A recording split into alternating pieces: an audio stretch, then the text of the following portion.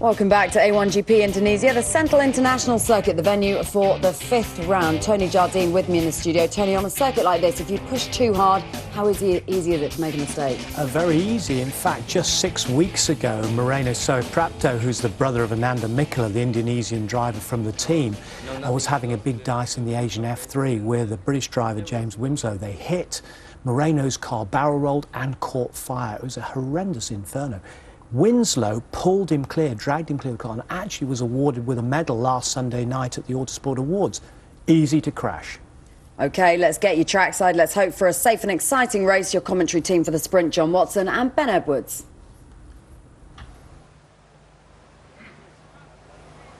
The atmosphere building up nicely now as we get ready for the pit lane to open in a few minutes' time as the cars are prepared for the feature race. But earlier on this morning, the shorter sprint race was held. Now, we came in this morning, John, and weather conditions were actually looking pretty good. Bit of cloud around, but it was warm and there was no threat of rain then. Not at all.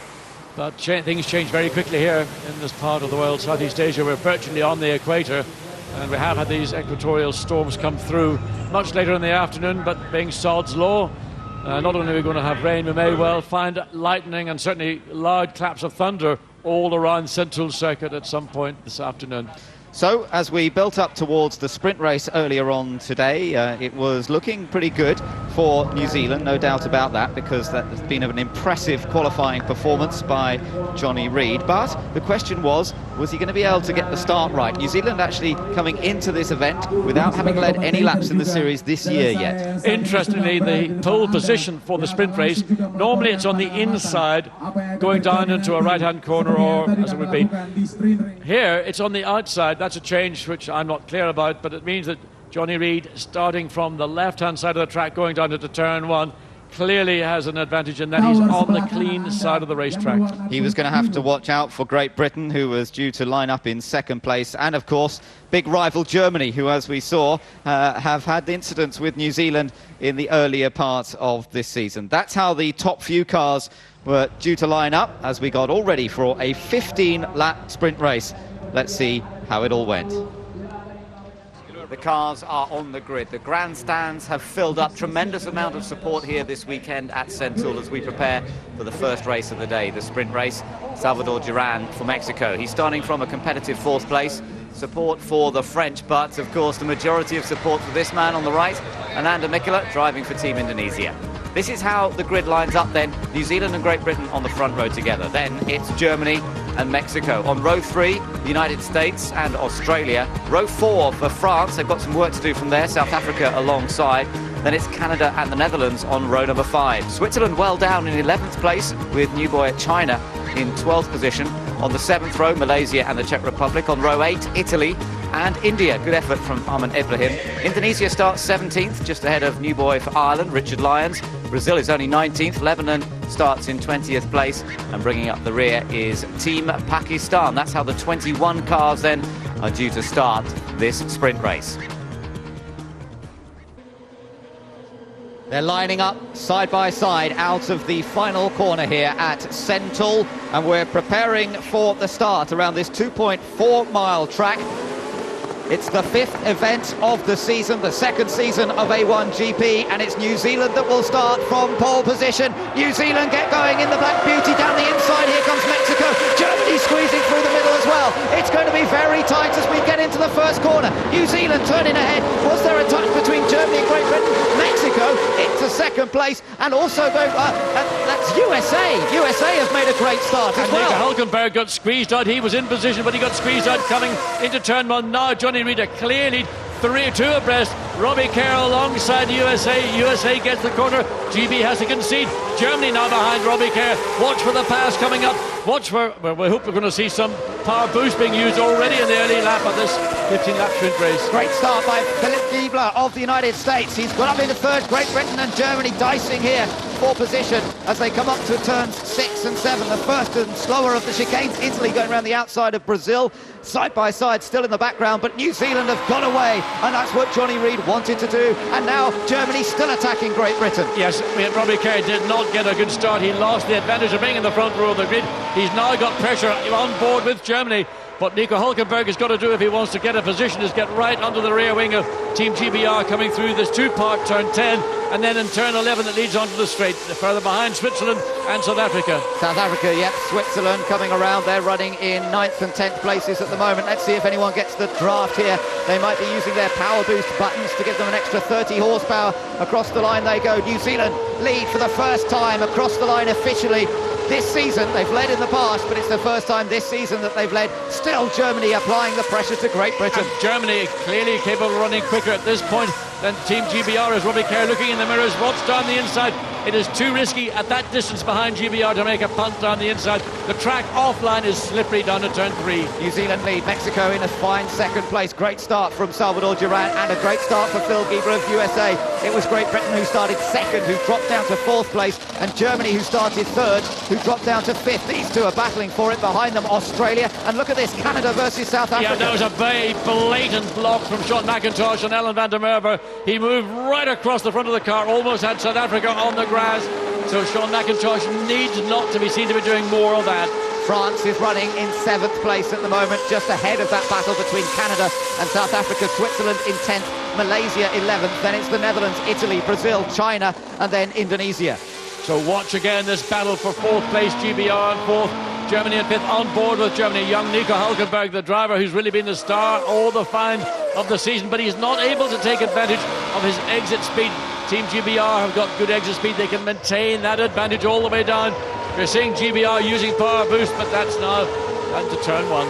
All the power boosts already used up by Team Germany, so he's going to have to find another way of getting past GBR if he's to take that 4th place. Behind them we've got Canada versus South Africa, and then also, oh, here we go again. This is USA being passed by Great Britain. Well, Robbie Kerr got a big run down into turn 3 somewhere, whether that was a mistake from Team USA or not, but now Robbie Kerr's got that break. He's released himself from the pressure, and you can see the speed of USA nowhere near that of GB or of Germany. Again, Giebler trying to block, but Germany's down the inside. He'll try and go around with him and try and put himself in position for the switchback. He's maintained it, and that's disadvantaged Germany. Yeah, that'll cost them all time, and they've got to watch out because Australia's joining into that battle as well. Just behind Germany now is Australia. Australia's alongside Germany. Ryan Briscoe takes Hulkenberg. Great move, Ray. Capitalising on them, slowing each other down, and Australia gets ahead of Germany. And that was the cause, trying to go down the inside of a competitor car, fighting for position. Now it's France all over the back of Germany, and Nico Hulkenberg, racing experience. He's not as experienced as Ryan Briscoe, for example, and he's been outmanoeuvred, particularly by USA and now by Ryan Briscoe for Australia. So it's New Zealand in the lead of this race. Still some way to go in the sprint race. Mexico second, Great Britain now up to 3rd. USA have dropped to 4th place. Australia's come up to 5th position. And behind them we've still got France in 7th place, and Canada, South Africa, Switzerland. This is looking further back down the order. Ireland still stuck in 18th position. Yeah, they're struggling. They've actually lost position. They started 18th, they're now down to 19th, and they're in a battle with India. So, not going well for Team Ireland at the moment. Team Netherlands, you can see all over the back of Malaysia as they came through that time. They're racing for 11th place, Lebanon there, and then Pakistan bringing up the rear, back on board with Team Germany, and Hulkenberg is frustrated. He's losing out. Here comes the Netherlands. Oh, not able to get alongside Alex Young, but he goes round the outside instead. No chance. They touch. Well, they're literally banging and crashing. Look, Italy slides up the inside. I mean, that was just ridiculous. Two drivers, they should have known when to concede, when not to concede. And of course, they just opened the door, and Enrico Toccarcelli says, "Ciao, Bella, ciao." Yeah, he's out of there. Italy has taken advantage, and Indonesia, I think, past the Netherlands. So Ananda Mikkela's gained that place. There could be damage on the Netherlands car. He was unable to defend, and the flag waving goes crazy in the stands as they see their man gain one. In between times, Mexico in second place. Quickest race now it's gone to Team GBR, Robbie Kerr. Some 1.9 seconds behind Mexico, 3.1 seconds behind New Zealand. So Indonesia up to 13th place now. Can they gain a few more by the end of this one? And the fans are enjoying seeing him moving ahead of the Netherlands. But it was that battle between the Netherlands and Malaysia that gave him the opportunity. Malaysia's dropped to 12th position. They're still in there though. Up front, it's all about New Zealand. New Zealand are easing away just a little bit. 1.1 seconds their advantage over Mexico. And then the gap back to Great Britain. USA in 4th, Australia in 5th. Well, the lap record last year stood to Team Ireland, 1 minute 19.029. That has been shattered by Team Great Britain, 1:18.110. Yeah, a rapid pace indeed from Team GBR. That's a good effort. Look at this. Netherlands trying to get their place back from Indonesia. This is the race going on for 13th. And that's a difficult place to do the pass because you're coming through the curve in turn 5 and you're almost immediately into the slower of the two S's on the back of the circuit. Turn 6 and 7, Ananda Mikela now running behind sister nation Malaysia. And this little battle, that's for 13th and 12th place. But of course, Italy up and running. They got the gift and they went forward. There it is, the blue car of Italy pulling away from Malaysia, Indonesia, the Netherlands and China. That's right. So Italy took advantage. They've now got to go chasing after Switzerland. Switzerland hasn't been able to make much progress from its qualifying effort. They're down in 10th place currently. There is your race leader. It's Johnny Reid for New Zealand. He's driving beautifully here at the moment. Let's take a look at the start again. And watch what happens. 4 cars abreast coming in. Suddenly Germany gets squeezed. Robbie Kerr has lost position. It's the USA and Mexico who are the big winners at the start. Here, what's happened? I mean, rightly, Germany got out of it because that would have been a collision between 3 cars. And then this is what went on between Malaysia and the Netherlands a moment ago. I think there was contact with the right front and the left side of Mexico. There again, contact. I mean, that car, the right-hand side of that Netherlands car is going to be absolutely smeared with tar. Mexico's doing well, staying with New Zealand, and look how Great Britain's that little bit closer again. The top 3 very much together, and in the background you can see that the USA slightly alone, but then it's Australia under pressure from Team Germany. Germany, who's lost more than anyone else in this race so far. They started 3rd and they're down in 6th place. You're riding with German driver Nico Hulkenberg. The Germans were leading the points coming into this one, remember? Well, the team will be on the radio to Nico Hulkenberg saying, calm down, just take it easy. There are 10 laps to go. It'll be 9 when they come across start-finish line. You know, you've got the pace. We know you've got the pace. Don't lose your head. Drive with it. Team USA on the power boost button, interestingly enough, although they're a little way ahead of these two guys, just trying to make sure of that advantage. Here we are. Australia versus Germany is the one to watch. It's for 5th place. 2 points on offer for 5th, 1 point, of course, for 6th position. Through turn 2 they come. Not close enough again for Nico Hulkenberg, but he is a hard racer. I was intrigued to see the way he backed out of that first corner, though. It was sensible, as you say, John. Absolutely, because his car on his right, car on his left, it was a concertina effect, and he just got out of it. He did the right thing. In fact, Robbie Kerr also was caught in that situation because he had to move momentarily to the left, and that's what prompted Nico Hulkenberg to use his head and not his foot. Again, they're very much together as they head down towards the chicane, turns 6 and 7. Hulkenberg trying to just keep it all together, doesn't want to make a mistake and throw away a pretty good starting position. It would still put him on the 3rd row for the feature race when the major points are on offer as he tries to defend his points gap. He's liable to lose some 3 points to Great Britain, but he would still be seeing Germany in front in the points going into the feature race here. Let's look back at a moment ago. This was Brazil running wide. Yes, Brazil just getting it wrong, and Tuca Rocha, that was down at turn 3. That's the part of the racetrack where you're going to see probably the most action all weekend. In the meantime, New Zealand leading. It's been between 1.2, 1.3 seconds. It varies just depending on the pace of Mexico behind. But Johnny Reid out front doing the job that he thought he was going to be able to do in Renault. And now clear racetrack, just running at his own pace. No real pressure, but he can't blink because Mexico will be all over him. Indonesia's gained up some 4 places from where they started from. Indonesia running in 13th position. That's a great effort from Ananda Mikela, who's taken advantage of other people having 1 or 2 problems. And you can see there is the white and red car behind Malaysia. So keeping a close eye on his neighbouring nation and maybe with an opportunity to get past. Just looking from our commentary box window, by the way, sounds to me as though 1 or 2 of the cars are on the rev limiter coming down the straight. It may be that wind conditions, the wind is in a different direction today, and I think a few of them are on the rev limiter heading down the main straight. Yes, the wind has changed. It's the first time it's been blowing more or less directly down the straight, and of course, when you're running close proximity to another car, you pick up that aerodynamic slipstream, which also will give you another 2, maybe 300 RPM. And of course these engines are restricted to 9,250. Only when you use power boost can you go up the RPM rev range, but everybody has more or less at the front, with the exception of New Zealand run out, and it's only GBR who are now on the power boost button. They're some 2 seconds behind Mexico. Why? He might be using it just to do it on the straight when really it's not going to make a huge amount of difference. It's the benefit of power boost is in an overtaking situation. through turns 1 and 2. Again, Germany not close enough to challenge there. Bit of debris on the road. Malaysia currently holding on to 12th. Indonesia 13th. The Netherlands chasing behind. Then China with new boy Ho Pin Tung. That little bit of a little bit of plastic actually picked up by the Czech car on the front push rod, but I don't think that'll do any harm. No, it's not a problem, but it is a factor of circuits around the world that debris does get onto it, and plastic bags, well, there it is.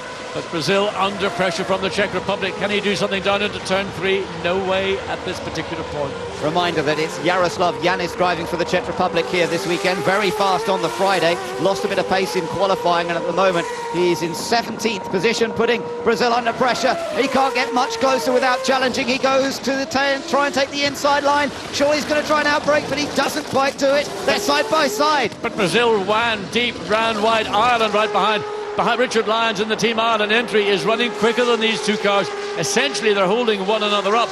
But Richard Lyons for Ireland is capable of running maybe up to a second a lap quicker than these two cars, who are currently battling for 16th position. And in a way, Richard Lyons in the Irish car is in the ideal position here, because as they fight each other, these two, they'll give him a double draft, and he may have a chance to get past. Bit of a slide there for Yanis, but he keeps it under control, and surely Richard Lyons might be able to pick up at the edge here. Yes, he's got the opportunity. Is he close enough to pick up the slipstream? He needs to make the pass if he can. Oh, he's not. There's no way. There's, 20 metres or 20 or so yards between the cars as they come down into turn 1. And that's the inevitability of getting off the corner. Sooner you get the advantage on the straight. But Czech Republic, they're going to have a look down the inside, I think, into turn 3 this time. Jaroslav Yanis clearly unhappy about running behind Brazil. Clearly he believes he can run more quickly. Yeah, getting close again. He's very fast through turn 1, even though he's following another car closely. So that's a very impressive sign from Jaroslav Yanis, but it's all very well to be quick. You've then got to take advantage and get alongside. Can he do it? Again, he closes up on acceleration out of turn 4. They go through the kink at 5. They're coming up to the tight chicane. Can he get alongside here this time? No. Again, not close enough. Again, Ireland is the one who might take advantage. Yes, but they have to be very, very careful. Ireland, look how much quicker Ireland is in the middle of turn 7. So they've clearly done something to this car for the first time this weekend to give Richard Lyons a car that he can use. He's got speed. We know that he's a champion in Japan, but they've been really chasing the car, and maybe overnight they've come up with something that is beginning to work for Richard Lyons. Tuka driving for Brazil. It's Jaroslav Yanis for the Czech Republic, and as you say, Richard Lyons for Team Ireland. A slight look up for the Czech car there. He's desperate to get as close as possible in this corner, but loses a bit of front downforce on the way through, and of course that drops him back a touch. Now, watch him down the straight and into the first corner. This is where he's quick, but he's not close enough to challenge. The Czech Republic got 3 more shots on the power boost, but not able to get close enough to take full advantage of it into turn 1. Jaroslav Yanis in the Czech Republic car. He does close down in turn 1 to Brazil car, but then once again they'll go through 2. The gap goes back to the status quo it was before they went into turn 1. Almost makes me wonder if he's forgotten about power boost. It's the first race he's done in an A1GP car, and he hasn't been using it over the last lap or 2. He must have used it once. Here we are with Team Netherlands trying to get back past Indonesia. He's gone alongside. Can he make the move stick? Yes, he's through, but then he might run wide on the second part, and Ananda Mikkola can't do anything about it, loses 1 position. Good job from Jerome Bleekemolen. He got alongside. He did what he had to do. Ananda Mikkola wasn't in position, but he wants to get back. He didn't like that at all. The pride of Indonesia in the hands of, they say, Ananda Mikkola, and the crowd have gone very silent in front of the main grandstands. Yeah, no flag waving now because they've seen their man lose a position, but nonetheless he's still better off than he was when he started the race. He's now in 14th place. In the meantime, race leader Team New Zealand Johnny Reid is just gradually by a tenth of a second a lap increasing his advantage. It's now up to 1.7 seconds over Mexico in second place. Team GBR 1.9 seconds behind Mexico in third. But a long way behind that is Team USA. They're 3.5 seconds in fourth place behind Team GBR. Look at New Zealand's control. Means they haven't used 3 of their power boosts. He's got so much pace here. He's able to just stick in front, and there he is, leading the race quite comfortably from Mexico, and he still has 3 power... Oh, China spun! And that's coming out of turn 2. That's a quick part of the racetrack to spin a car. He managed to run the car wide over the curb, got on the grass, and he's looped it, but he's safe. He hasn't hit anything. He was running in 15th place, lost all those positions. Has he got the car still running? Let's see what happened here. Yes, he did. Well, there it is. He ran way, way wide. And I mean, a wild ride for China. And that was a lucky spin, because you'd expect the car to spear sharp left. And there's a big concrete wall just to the right of the picture, but he gets it under control. But that will mean the car's going to be beached there. Certainly we'll probably see waved yellow flags. Down at that part of racetrack there's a static flag. Well, go on lads, wave it. It needs to be waved, in fact, in the entry into turn 2 to warn the field that is coming, and the lead cars are not to turn up and bear down onto that part of racetrack. Yes, indeed, and Germany still coming through, trying to put the pressure on Australia, coming past the stricken China car, but it's, as you say, it's just offline really there, so they should be okay as long as no one's getting alongside another car into that area. France coming through. France not able to make much progress in this race. They're 7th, Canada 8th, South Africa 9th, Switzerland also unable to make progress in 10th position there.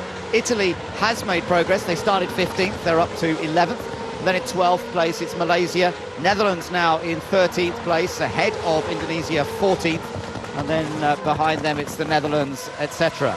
So we're going to keep an eye on the time left to go in this race as well. 3 minutes left. They may not get the full 3 laps in. No, it's just 3 minutes, and I mean, we're just counting down the last few seconds, and it's going to be a very close call. The lap is approximately at this point in the race a 1 minute 19, 1 minute 20. So it might be that this race goes only 14 laps before the checkered flag comes out. So it's a tight squeak. I mean, the race pace compared to 10 months ago is quite a lot quicker. Nevertheless, it's going to be a close call to get those 15 race laps in. Looking back from the Brazilian car, again, this three-way tussle that's going on for 15th. Well, we're just looking at the lead. Johnny Reid, Mexico, that lead has now gone from 1.9 seconds down to just over a second. Now, that may have been because Reid was the first racing car on the lead lap to come by and find the China car in the middle of the racetrack. He may have backed off to do it because of the wave yellow flags, and maybe Mexico didn't. Anyway, the lead is down to just a second, showing 2 laps to go, and we've got 2 minutes and 25 seconds remaining. So they might just get it in. We'll see which comes first. Brazil still fending off the Czech Republic here down towards turn 1.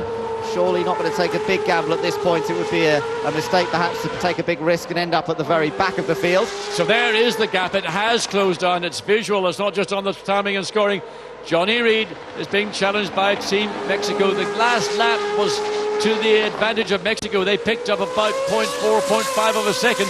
And Johnny Reid coming into the final 2 laps is under pressure from Mexico. 1:18.8, the fastest race lap now. 1:18.1 still for Great Britain, 1:18.8 at this segment of the race to Mexico, 1:19.3 to New Zealand.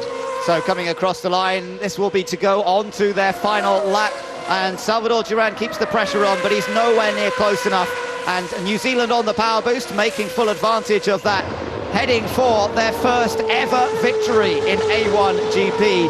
Johnny Reid's driving superbly here. USA currently running in 4th, Australia 5th, Germany in 6th, the final point scoring place, France 7th, Canada 8th, and the leaders coming past that stricken Chinese car that's now being pushed out of the way. So race leader Johnny Reid for the last time into turn 4, and he's got behind, it's now down to 0.8 of a second. There is a lot of pressure, no doubt that's the reason Johnny Reid has used the power boost button, just to give him that little bit of extra horsepower. 520 in normal conditions, up to 550 under power boost. So he's only got half a lap to do, but look at this, a bit of pressure for USA from Australia. Australia down the inside, but he can't quite hold it, and USA trying to go back past. Oh, they nearly hit. And I mean, you thought Phil Giebler said, well, there's the place, take it. But Phil Giebler thought about it, he saw what was happening, he didn't put any pressure on USA. He allowed the USA to create their own pressure. Now we're seeing Australia being overtaken by Germany. Can they make it? Oh, he hit the left. Right rear, left front, but Nico Hulkenberg was on the inside. As we've seen in previous events, he does what he has to do. New Zealand come through to take their first ever win in A1GP. A superb drive by Johnny Reid. Mexico a fine 2nd place for them, and Great Britain settles for 3rd position. 4th place is going to go, I think, to USA. He does take 4th. Germany grabbing 5th on the last lap there, and Australia, who tried to ended up in 6th position, but at least Briscoe was going for it. 7th place goes to France, followed by Canada, South Africa and Switzerland. But it's a fantastic result for Johnny Reid and for A1 Team New Zealand, their first victory in... Go A1 Team Indonesia, that's what the banner says, and the supporters here looking to see Ananda Mikkola, who we saw just now, going well today, but just look at the rain coming down now. It's changing down there. Let's see what team principal for Australia thinks, Alan Jones. So Alan, the rain comes down. Does this make it easier for you? Well, I wish it would come down, because then it wouldn't have this on-off. We wouldn't. At the moment, we're deciding whether to start on slicks or wets. There is a window of opportunity that you've got to come in after lap 8. I think the wets would probably last 8 laps if it dries out. So at this point in time, we'll have to start on wets, I think. Now, at Zandvoort, we saw Ryan drive through to the podium on a very changing track. With that in mind, has he got a setup that he thinks he wants to run with? Yeah, we've pretty well got that under control. It's just a matter of bringing him in at the right time and doing good pit stops, which I think we'll probably see a few of today. And already it looks like a much more promising weekend for Team Australia than we've seen of late. Yeah, we've got the car really going well, and we're super happy with it in the dry, and of course that's why it's raining. Okay, Alan, thanks a lot. Okay, thanks. Yeah, that's fairly typical, isn't it? The car really has been going well for Team Australia this weekend. They've been quick throughout all the practice sessions, looking very good on used tyres, but we haven't had a chance to see what they're like on wets. No one has. No, the big key thing will be ability to get in and out of the pits very quickly, and one of the teams has been practicing non-stop their pit stops is Team Ireland, and they've got it down to an average of 11.4 seconds. And if they can repeat that today, and they may have to repeat it a number of occasions depending on how the conditions pan out, well, that may help them get further up the grid than they currently are. Yeah, the race in the pits is going to be absolutely crucial today with the changing conditions and trying to judge when to come in, when to make a pit stop. It's going to be fascinating. We've had some good races like this already this year, particularly Zandvoort.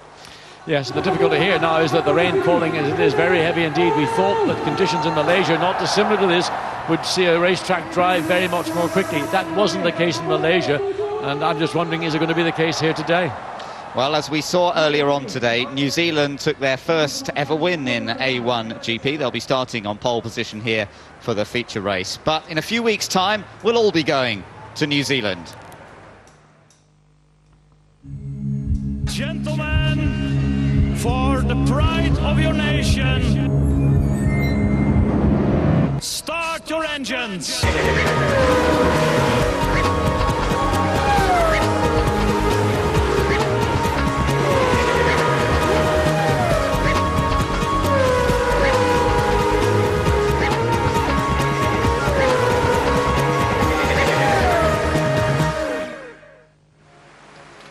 So the next race on the calendar taking place in January at Taupo in New Zealand, and it promises to be a real festival of motorsport. Looking forward to that immensely brand new venue for A1GP, and well, if he can make it a double win here today, what a way that would be to go into that event. But let's meet up with some of the local heroes now, talking to Lee Mackenzie. A slightly dishevelled Lee Mackenzie. I've even employed John Allen, the Indonesian team boss, as my umbrella holder today. Let's start with Moreno. Moreno, this is the first time you've been here as a rookie really with A1GP. It's a fantastic atmosphere. What does it mean for you to be representing your country and to be here this weekend? Yeah, it's good for me because I have a chance for a big opportunity for me, and normally I use the small car with the Formula 3, and then on Friday with the first session I'm running with the A1 car. It's bigger than my car, and the power is really big and no traction control, but it's really fun, and then I'm really excited. Now Ananda's had to get into the car now. What was he saying before? I mean, obviously the weather has taken a serious turn for the worst. We know the weather is now changed from the first race, but I think it's better for him because I know he's really good in the rain. But and I hope from the crowd we get the boost from the crowd now. Moreno, thank you. Tinton, as Ananda's father and Moreno's father, this must be a very proud moment for you, very proud weekend for you. Yeah. That's why I asked Ananda make a good show for this time, and a good result. Tinton, thank you very much. Thank you. Wet and windy at Sentul. We're going to take a quick break. When we come back, though, it is the feature race from Indonesia. Welcome back to the Sentul International Circuit in Indonesia. All the ingredients there for an exciting feature race, that's for sure. Wet and windy conditions, but a huge crowd turnout. That's not deterred them at all. The heavy rain and thunderstorms overhead and not worrying the crowds too much. The race is going to be starting, though, behind the safety car, we are informed. Let's take you through the race action. Our pit lane reporters Simon Hill and Lee Mackenzie, and our commentators John Watson and Ben Edwards.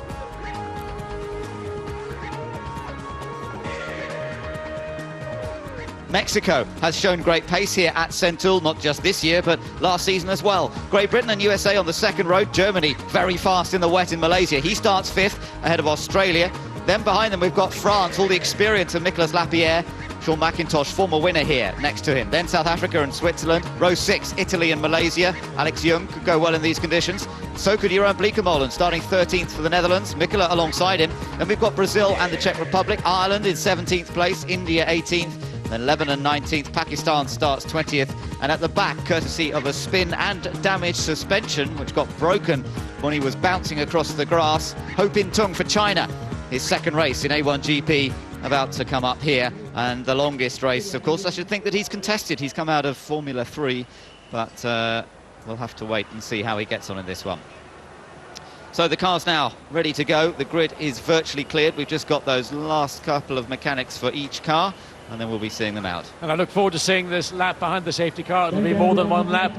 And we get our first view of the entire 2.46 mile circuit to see where there is standing water, to get a view of some of the corners, particularly through into turn 3 and turn 4, where we've got a major surface change, and also around the back of the circuit where into those S's it may be possible for people to go motor racing. But remember, in these conditions, you expect to see drivers doing things which you would never see on a dry line. That is, take the long way around the corner. Most often, there's more grip out there in these conditions with wet weather tyres than on the actual racing line.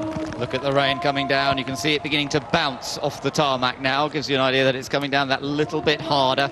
And the team's keeping, well, an eye on this. Not much else they can do. They've just got to wait to see how the cars react when they are out on circuit, once the safety car leads them away. And everyone now building up towards that signal being given to fire the engines up. And let's see, we're just waiting for the right moment so that the cars aren't sitting on the grid. And here we go. Test. Gentlemen, for the pride of your nation.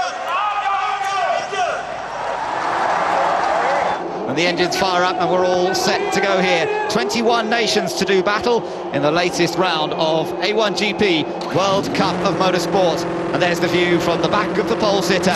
Can Johnny Reid make it 2 out of 2? It's only been done once in this second season of A1GP. That was by Alex Young of Malaysia in the Czech Republic. But at every other meeting we've had a different winner for the 2 races. And look at the racetrack. It is absolutely lashing it down on the start-finish straight, and you can almost see a whiteout for about a foot above the ground, and the driver sitting in the car, they're going to get saturated. Funny enough, when you're driving a racing car in these conditions, most of the spray will actually get blown over the top of your head. It only maybe hits the top of your helmet and might catch the visor.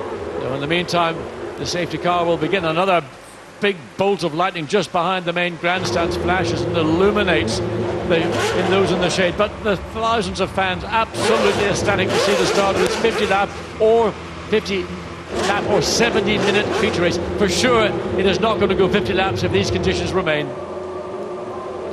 So all set for the safety car to lead them away. It does pull away. I noticed that China has come down to the end of the pits. They'll be joining the back of the grid from pit lane. It won't make any difference because they were due to line up at the back anyway. I suppose it gave the team the advantage of being able to make a very late call on setup on the car. There is poor Ho Pin Tung getting drowned in the cockpit at the moment because he has to sit and wait until everyone's gone past. Yes, and he'll be a lot wetter before this afternoon is over, as the entire current 20-car field, it will be 21 when China joins in, and there they are still sitting in the pit lane, and that's a long wait because we don't know how long it will be for these cars to make their way around. There you can see one of the surface changes on the exit of 2, but it's sufficiently far down the straight that it's not going to come into play. And finally he's allowed to leave the pit lane, and he can run a little bit quicker to catch up to the tail of the field, 21st of 21 cars. Again, lightning flashes going on around the circuit. Not too bad as they come down the track surface, not too bad coming into turn 3, but there, everybody, some trying to run over the concrete to get a feel for it. The majority are going to stay on the tarmac or on the circumference of the corner. Again, then you go onto more old tarmac on the exit of turn 4. Yeah, they're looking for the grip. Wherever they can find it, that's where they'll place the car, whether it's the normal racing line or not. Nearest town to where we are here is Bogor, but it's also known as Kota Hajan. Apologies for my pronunciation, but it means City of Rain. And we're certainly getting plenty of rain here today, aren't we? Yes, and here you see a very fine surface, no chance for the... Oh, and watching behind, Salvador Duran just moving around, trying to put heat into those wet weather tyres. Even he's found the car sliding, so it's going to be very, very gentle driving indeed for a number of laps before this race is finally. We've got thunder roaring all around us as this field on its first lap. This is not a racing lap yet. There will be a racing lap once the safety car comes across the start-finish line. But look, it's almost, well, it is virtually now monsoon rain that's falling. This is certainly the worst that we've seen today. It's not the worst we've seen this weekend. It was worse than this, if you can imagine that, on Friday afternoon. But look at the view from in the cars. I mean, look at the splashing now. I'm not Malaysia. surprised. Yes, indeed, I'm not surprised, because that's not because Alex Young has done anything wrong. I suspect he just caught a puddle of water and the car is aquaplaned. Even with these deep grooved Cooper tyres, there's so much water falling, and particularly this is just coming into turn up to turn 10 and 11. You can barely see anything, and they're travelling at 30 miles an hour, 35 miles an hour. So safety car stays out, and they're going to be staying out there. The race has started though, so they're now counting down the laps from 50 already down 49. I think there's very little chance that we'll go the full race distance. Again, as in Malaysia, it'll go by the clock, which is a 70-minute maximum, an hour and 10 minutes. Now, Malaysia wasn't passed by the last car, so he should be able to retake his position, shouldn't he? He should do if he can see where he is, because the visibility, even at these speeds, is going to be very, very restricted indeed. Alex Young, there he is, that's the yellow car. In fact, that was Australia. See the water on the outside, and that's Alex Young in the background, the yellow car with the white engine cover. So he spun the car somewhere between turn 9 up into turn 10. Yeah, it's funny, and look how different the track is here, John. I mean, there's hardly any water on that section. There's very little water indeed. That's down at turn 3. That's the most distant corner from the start finish. And we've got a red flag. Yes. The race is actually being stopped now. We've got a red flag, so although they've tried to start it behind safety car, they're now actually going to bring them back to the grid and stop the race. I think that's probably the most sensible thing to do, because the rain that fell between the exit of turn 9 up to turn 10 and around turn 10 was so severe that it was dangerous to continue even in these conditions, even running behind the safety car. So it's been red flagged. The cars will be brought to a standstill in the pit lane, and then this whole process will once again get underway. But it's cleared up. The rain has now stopped round the back of the circuit, but it's going to come through all afternoon, because looking from our commentary position, which is on the pit lane side of the main straight, looking to our east, I think it is, there's more weather fronts coming in, so we're going to have to deal with this kind of weather really for the next number of certainly minutes, if not hours. Well, it's very difficult indeed. Amazing how it's only a 2.4 mile track, this one, some 3.9 kilometres, and yet you've got conditions so variant from one end of the track to the other.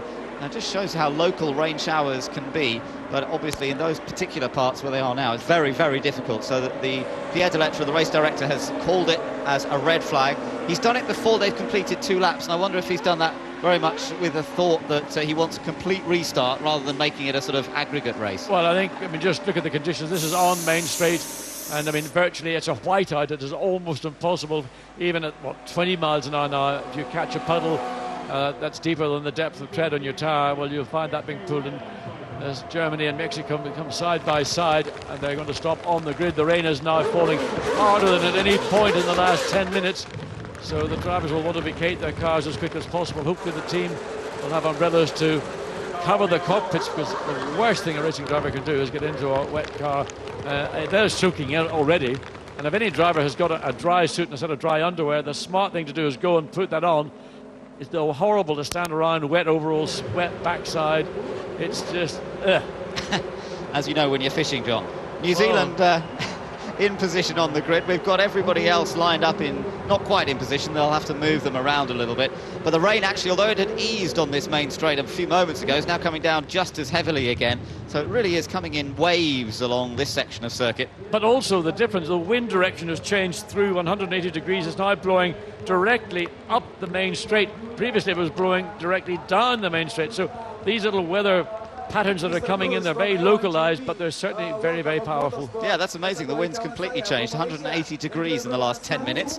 What that means in terms of where the rain's coming from, I'm afraid I have no idea. These conditions are virtually impossible to predict. We've just got to sit here and wait and see when the race director feels that we're in good enough state to actually get the race restarted again. So Salvador Duran undercover with his umbrella and the car cover up there as well. A lot of drivers underneath those complete covers. I think some drivers have leapt out of their cars to go and try and find some cover. And, well, we're into at least a 10-minute delay, but probably more, I would think, looking at this rain.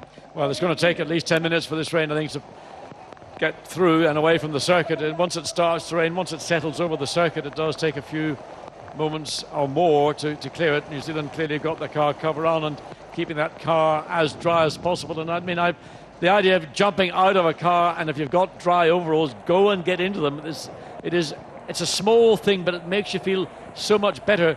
Even though it's bucketing around the racetrack, to get out of wet overalls, dry yourself off, put on fresh dry overalls, fresh dry underwear. You know, you've got to think about what's going to help you, what's going to make you feel better in these circumstances, and that's one small way you can help yourself. Yeah, that's got to be thought about. Everyone else, mind you, the mechanics and everybody getting very wet, and the cameramen too, all getting absolutely drenched, poor guys out there at the moment, but keeping us with great pictures down from the grid. Robbie Kerr's decided to stay in the car with his patriotic umbrella overhead. Great Britain still looking for their first win, of course, in A1GP. I wonder how he feels about it going to be this wet. Wet conditions do throw a real spanner in the works in terms of predictability, but it also gives you a big chance sometimes. He was quick in Malaysia, don't forget, fought his way into second place. Yes, he did. And Robbie, of course, we know is an aggressive race driver. He's a master at overtaking. But, of course, it's all down to visibility. In these racetrack conditions, there's not a great deal of visibility. And until the rain stops and the track has a chance to drain, this race, I consider, is not. We're going to have to wait a little bit longer. So, lot longer. The officials of A1GP obviously conferring to decide what they're going to do and how they're going to plan it. We've got a start delayed by 10 minutes at the moment. They can further extend that delay if they feel conditions are not good. But the sombreros are coming into their own. Well, I was going to say, we all take the mickey out of all the Mexican team when they have to put the sombreros on when they go onto the grid. Well, good on you, Mexico. You had a benefit. Now, that is not normal ambient light. That's something has not been the That's his enhancer. He's got the cover. That's the onboard camera. Absolutely, yes, indeed. He's got the cover on. OK, let's see what Lee can find out. She's with technical delegate Peter Ritchie. The rain again falling heavily on start-finish straight. Not as bad as it was some 30 minutes ago, but it is still chucking it down. Phil Giebler for Team USA. Didn't seem to be at all worried about the wet weather conditions in Holland at the start of the season when he was the only man really to stay on slick tyres in rainy conditions. Obviously he's on wets here like everybody else. No one would dare start in these conditions on anything other than a full wet weather tyre. But the question is, who's going to deal with it the best, and how are you going to find your way through the gloom if you're in the middle of the pack? We're waiting for the green flag to signal the start of the formation lap, which will take place in just a moment. There we go. Green flag waves, and away we go. New Zealand leads the pack away. Mexico, Great Britain, Germany all off the grid safely, and all of them just doing a little bit of a practice start. It's so easy, John, in these conditions to just sit there with the wheels spinning, isn't it? Well, what normally people would do in a dry start is run the engine up to the limit or drop the clutch and then just balance the wheel spin on the throttle. In these conditions, you want virtually the lowest amount of RPM to get the car rolling, and then just short shift the gear changes until you get to the higher gears, 4th, 5th and 6th. But the level of traction right now is just about zero, and it will just take a little bit of experience for those that have it to see the best of it. There we see cars now as they come down up into turn 3. You can see just the amount of spray, particularly as they come out of 2. There is some of the old surface there. This is new surface on the approach into turn 3. Everybody looking for a bit of clear vision if possible. There is Hulkenberg, the South African car. Clear the way, that means, and that's definitely what they need in these conditions, isn't it? To clear the way, to see where they're going. That's going to be the challenge for Alan van der Merwe and all the other drivers out there this afternoon. Looking further back, Richard Lyons, Team Ireland, the very distinctive Dayglow green car, and Lyons, of course, in his first weekend in an A1GP machine. And just look at the spray as they come through turn 5 on that very shiny part of racetrack. A lot of drivers, I suspect, particularly those in the mid-pack, will want to be well out to the right, because their vision is going to be virtual, and it will be negligible. And there you see again the run down as the lead car comes up. This is into turns 8 and 9. So it is track conditions are drivable, are raceable, but marginal. So it looks as though they're going to be coming back down onto the grid, presumably for the standing start. That's what we're expecting to see. And New Zealand leads the way down towards turns 10 and 11. And then we'll see them come around. Now, Johnny Reid needs to slow this field down because he wants to get the pack as tight together as he comes onto the grid. He doesn't want to sit there too long. So there's an idea of what the visibility is like. It is virtually negligible. And they're on board, well, that's Mexico running directly behind Team GBR on the second row of the grid. They're looking to line up now in their grid positions. They're following one another until they get to their allocated row, and then they'll file off into their correct positions. New Zealand on the pole position, huge advantage, but can they get off the line cleanly? Very difficult to accelerate away, as we've been talking about already. Mexico on that front row with New Zealand. The second row is Great Britain and the United States. The third row, Germany, and we know how quick Germany was in Malaysia last time. Australia's on the third row as well. France and Canada together on row 4. Row 5 sees South Africa and Switzerland. Row 6, Italy and Malaysia. Row 7, the Netherlands and Indonesia. Row 8, Brazil and the Czech Republic. Row 9, Ireland and India. Then Lebanon, Pakistan and China complete the grid. Everybody now virtually in position. Few more at the back. Yes, just watching Franz-Nicolas Lapierre doing what I thought many will do, and that's flip open the bottom bit of the visor just to allow, particularly standing on the grid, to get some fresh air and to prevent any condensation. The feature race here in Indonesia at last is ready to get underway for the second time of the day. In fact, we're looking at a race start. Somebody seemed to be slightly out of position, but the start signal is given anyway. Away we go. New Zealand makes a beautiful getaway. Mexico has sent Germany's away very well. Keep an eye on Germany. They were very quick off the line there, and he's into third place, but Great Britain going around the outside, side by side. Germany claims third. And Germany looking to find a way past Mexico. Robbie Kerr tried to do that, but what the advantage is that New Zealand's got onto the very, very wet part of track. Germany on the inside, Mexico on the right, the left-hand side coming into turn 3. Mexico comes across the block, Germany going down, Great Britain in fourth.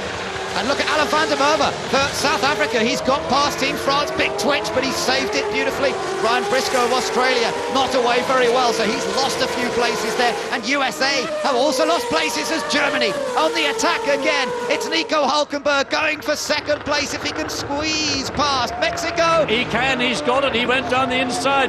He took no prisoners going into turn 5 and 6.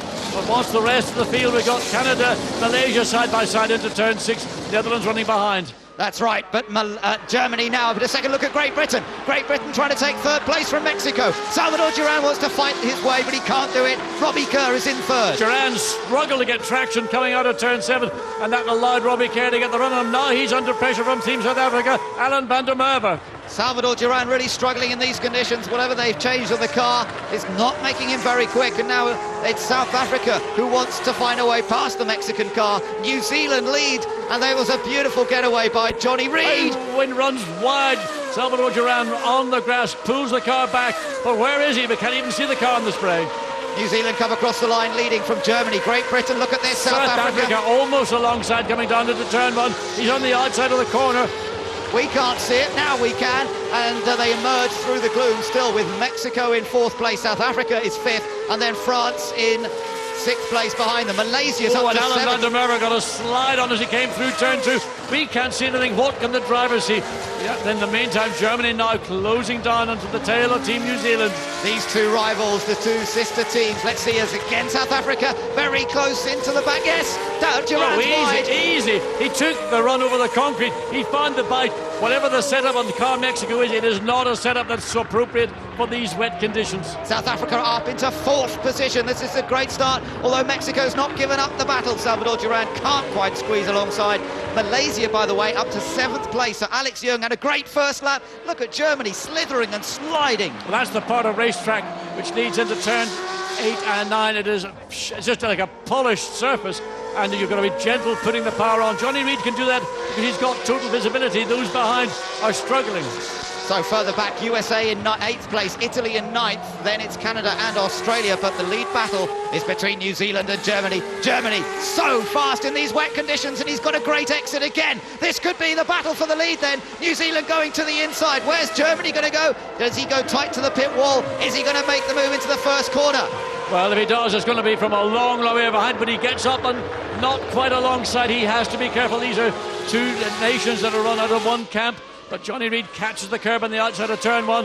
That gives once again Nico Hulkenberg the opportunity to try and get into position. Now he pulls out. He's not far enough up coming into turn 3. No, he's not going to make a move, I think, into turn number 3. But Johnny Reid is under pressure here from Nico Hulkenberg of Germany. And Germany's been so strong all throughout this season, and particularly in the wet weather conditions. Again, he's closing. Just looking at the two cars coming off turn 4, either Johnny Reid's throttle control or it is Nico Hulkenberg's desire to get the speed as quick as possible, but the New Zealand car looks the marginally more stable of the two cars at this point. Both of them looking for grit, still learning the circuit in these wet conditions. Neither of them have raced here or driven in the wet at Sentul, whereas some of the other drivers were here last year and practiced in the wet, but these two guys are showing them how to do it. But remember, these two cars are set up by the same outfit. They're identically prepared, and it's between the two drivers. Let's see what happened to Mexico. Well, you can tell what we can. It is virtually impossible to see anything from the seat. Well, there's what's happened. He went off track. Salvador Duran blinded, and he's off the track. And that's the reason why Mexico have dropped down to 5th place. Yeah, they may have dropped more than that, I think, actually. They're further down than that. He hasn't come round. I think that's turn 6 he went off. Oh, dear. Poor old Salvador Duran. So he's dropped down the order. The leaders are back across the line then. It's still New Zealand, Germany, then a gap back to Great Britain. Robbie Kerr running 3rd for GBR. South Africa in 4th place for Alan van der Merwe. There's the gap back to 3rd. Wait for South Africa to emerge. There it is. And then it's France next up and Malaysia, because they've got past Mexico, who had that problem on the last lap. Mexico will come through, I think, in 7th position. Have a look. Yeah, there he is. Still in 7th. 8th place for USA. 9th place for Italy. 10th for Canada. Then it's the Netherlands coming through the gloom. Indonesia, who's gained a bit. And then Brazil. Ireland ahead of the Czech Republic there. So Ireland 14th, 15th, the Czech Republic. Then China, India, and Australia. I don't know what happened to Ryan Briscoe early on, but he's now right at the back. We didn't see what happened to Ryan Briscoe at all, but I don't think anybody could have picked it up because there was so much gloom out there. It was virtually impossible. Now things are beginning to settle down. Nico Hulkenberg for Germany has realised the strengths that Johnny Reid's got in the Team New Zealand car, and it's a more of a situation of consolidation and weight. Track conditions still really no indication of improvement whatsoever. The volume of water that has fallen over the last hour is still greater than the ability for the track to dry out. So maybe the top two are deciding not to fight it out at the moment. They want to try and ease away from 3rd place to Great Britain if possible. Coming through the gloom is Phil Giebler of the United States. Enrico Toccocello going well for Team Italy, now up in 9th position. So from where he started at the beginning of the sprint race, he has gained ground throughout the day. Interestingly, the fastest lap so far isn't from the first 3 cars. It's coming from the 4th car from South Africa, Alan van der Merwe, in his first A1GP car, currently fastest man on track, until New Zealand have now just eclipsed it. Yeah, race leader's just gone a fraction quicker. Mexico still battling hard with Team USA. They're the next one who's going to try and get past Team Mexico. So I think Salvador Duran really fighting the car a little bit out there today. No, he's passed already. Well, USA 7. This is what happened to Mexico. Now, is this a repeat of what happened, or is this a second venture into the gravel? I think that might be a repeat of what occurred just 1 lap ago. I'm not sure, actually, whether I think that might have been when he lost the place to the United States, just that last lap, and it's Italy that's behind him now. So, oh dear, it's not going well at all. Is Team Mexico had a podium in the first race, but the car looks as though it may well be a bit too stiff for these wet conditions, and he's struggling to keep it on the island. So USA 7th now. Malaysia is up to 6th place, of course, remember. We're looking at the 2 race leaders, New Zealand followed by Germany, and there's the gap that they have opened up over Great Britain. Bit closer to Great Britain is South Africa. Well, South Africa has been trading fastest laps with race leader New Zealand, and they're closing down South Africa on Great Britain. It's 1.2 seconds, and they went across start-finish line, but was less midway round this lap. Germany carrying more speed into he's quick this time corner. off the corner. He's going to get under the wing. He may look at taking a chance to get well. You can see how close he is. We're looking to see both are on the power boost button. New Zealand and Germany are using it for the second time, in fact, and not far enough up to put himself into position. But he might get a run off the corner. He's alongside. He's done it. He's taken the lead. He forced the error from Johnny Reid. He forced him to brake later into turn 1 than Reid would want to do, and that was the result. He made a very sensible, mature. What a great pass from Germany. Germany takes the lead then and have found a way through and past New Zealand. Now, are we going to see him do what he did in Malaysia? Here we are once again. Again, Johnny Reid just too deep into the corner, couldn't slow the car down. Nico Hulkenberg, he forced that situation, he applied the pressure to New Zealand and he got the result. So Germany now leads New Zealand in second place, and Nico Hulkenberg, who at times in Malaysia was up to 2.5 seconds a lap faster than everyone else in the rain. Let's see what he can do this time. He's in front. Third and fourth, Great Britain and South Africa. Then the gap back, it's Team France in 5th position. Behind them is Team Malaysia with Alex Young. And then there's another little bit of a gap back to the United States that's running in 7th place. In a bit of clear air now, the United States, but not lapping as fast as Team Malaysia further up the road. Look at Hulkenberg, he's stretching out the advantage. Well, his last lap was the fastest lap of the race. That was a 1:27.7, and already he's opened up the best part of 2 seconds advantage over New Zealand. Robbie Kerr, the back end just catching that white painted line as he turns in to turn 10. It's you've got to be careful in these conditions. So easy to make a little mistake. France and Malaysia are much more careful about not getting onto the white line. 1:26.421. That is the time for Nico Hulkenberg. That's a remarkable time. It's just about 10 seconds off the fastest single lap we've seen here all weekend. 10 seconds difference between appalling conditions and perfect dry ones. Yeah, but the key thing is it's 2 seconds faster than just about everyone else is doing, John. They're in the 1:28. Well, that's what we saw in Malaysia 2 weeks ago. And the ability of this driver, I mean, cat-like reactions to drive at that speed. I mean, these are as bad conditions as you can get in any wet motor race that we've ever seen. Further back, the Netherlands running in 11th place there. Ahead of them was Canada and Italy. There's a drive-through penalty being called for Lebanon and India. Don't know what that refers to, but there is a drive-through for Lebanon and India, so that's going to keep them at the back. Lebanon's in 20th place. India actually in 18th position. So we did see, as the cars were on the grid before the red lights went out, that there was movement from some cars at the back of the field. So maybe it was because of a jump start.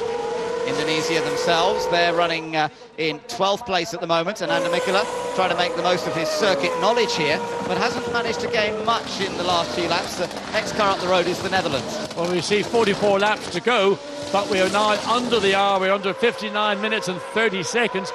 So it is a race that will be on time more than on distance, but with the lap speed of 1:26.8 from Nico Hulkenberg, and should the track dry out, well, the lap times will drop.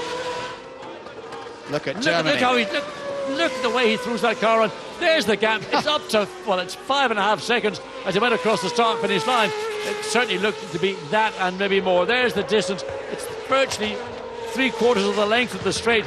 That's the advantage Nico Hulkenberg has pulled out in the space of 2 laps over Johnny Reid from New Zealand. Now we've got Robbie Kerr beginning to make a little bit of impression, and still under pressure from South Africa in 4th place. The last lap by Team Germany, a 1:26.8. Everybody else, the best they can do is a 1:28.8. Again, it's 2 seconds faster than anyone else. France and Malaysia still engaged in a tussle for 5th place, but Malaysia not close enough to the white, blue and red of Team France. And Nicolas Lapierre, he's not likely to win unless something big happens in the pit stops. But remember, there's a long way to go in this race.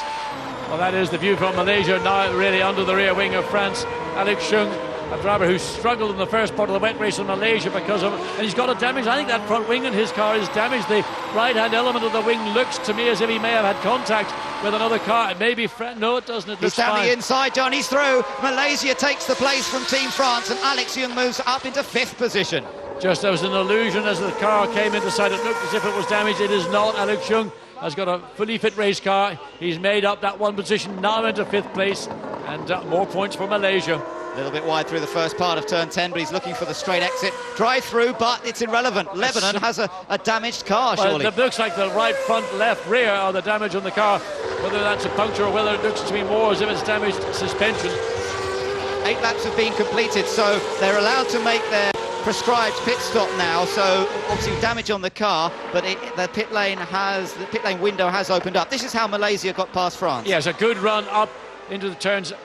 I think this is up into turn 9, 8 and 9. So Lapierre absolutely correct and fair. He did not try to block the Malaysia pass. He knew that he had a car behind him that was capable of running quicker. It was inevitable it would happen sooner if not later. It looks as though it's all over for Lebanon. The signal's being given.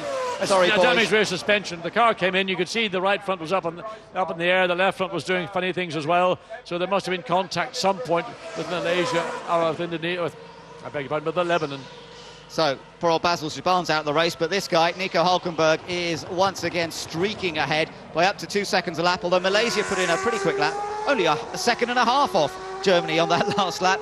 The margin that Hulkenberg has here is truly remarkable. Johnny Reid running in a solid second. I mean, the important thing from New Zealand's point of view is they've got to collect points. They don't want to gamble too much. Whoa, and that shows you never relax. That's the slick part of the exit of turn 11, and Johnny Reid's back of his car just snapped into an oversteer. Germany into the 125s now. He's making them look silly here. That's 2.5 seconds again faster than most of the others. And the gap now up to over 10 seconds in the space of 4 laps. I mean, absolutely, when you talk about remarkable wet weather driving, we had an example of what Nico Hulkenberg is all about in Malaysia. We're now getting a masterclass. I mean, you've got to talk at the levels of people, wet weather drivers that I've known, Ayrton Senna, and of course Michael Schumacher, to get a drive of this quality from this young German. Now Italy's engaged in a battle with Canada and the Netherlands here. This is all over 9th, 10th and 11th places, just inside the points. Well, Netherlands would like to be inside the points because they're one position outside at the moment. Sean McIntosh drives for Canada this weekend. Enrico Torricello for Italy. He looked a bit wide through first corner, and it's Jeroen Bleekemolen, the Dutch regular driver, who's at the wheel of the bright orange machine. He's the one who's hunting Canada down as they come through turn 3.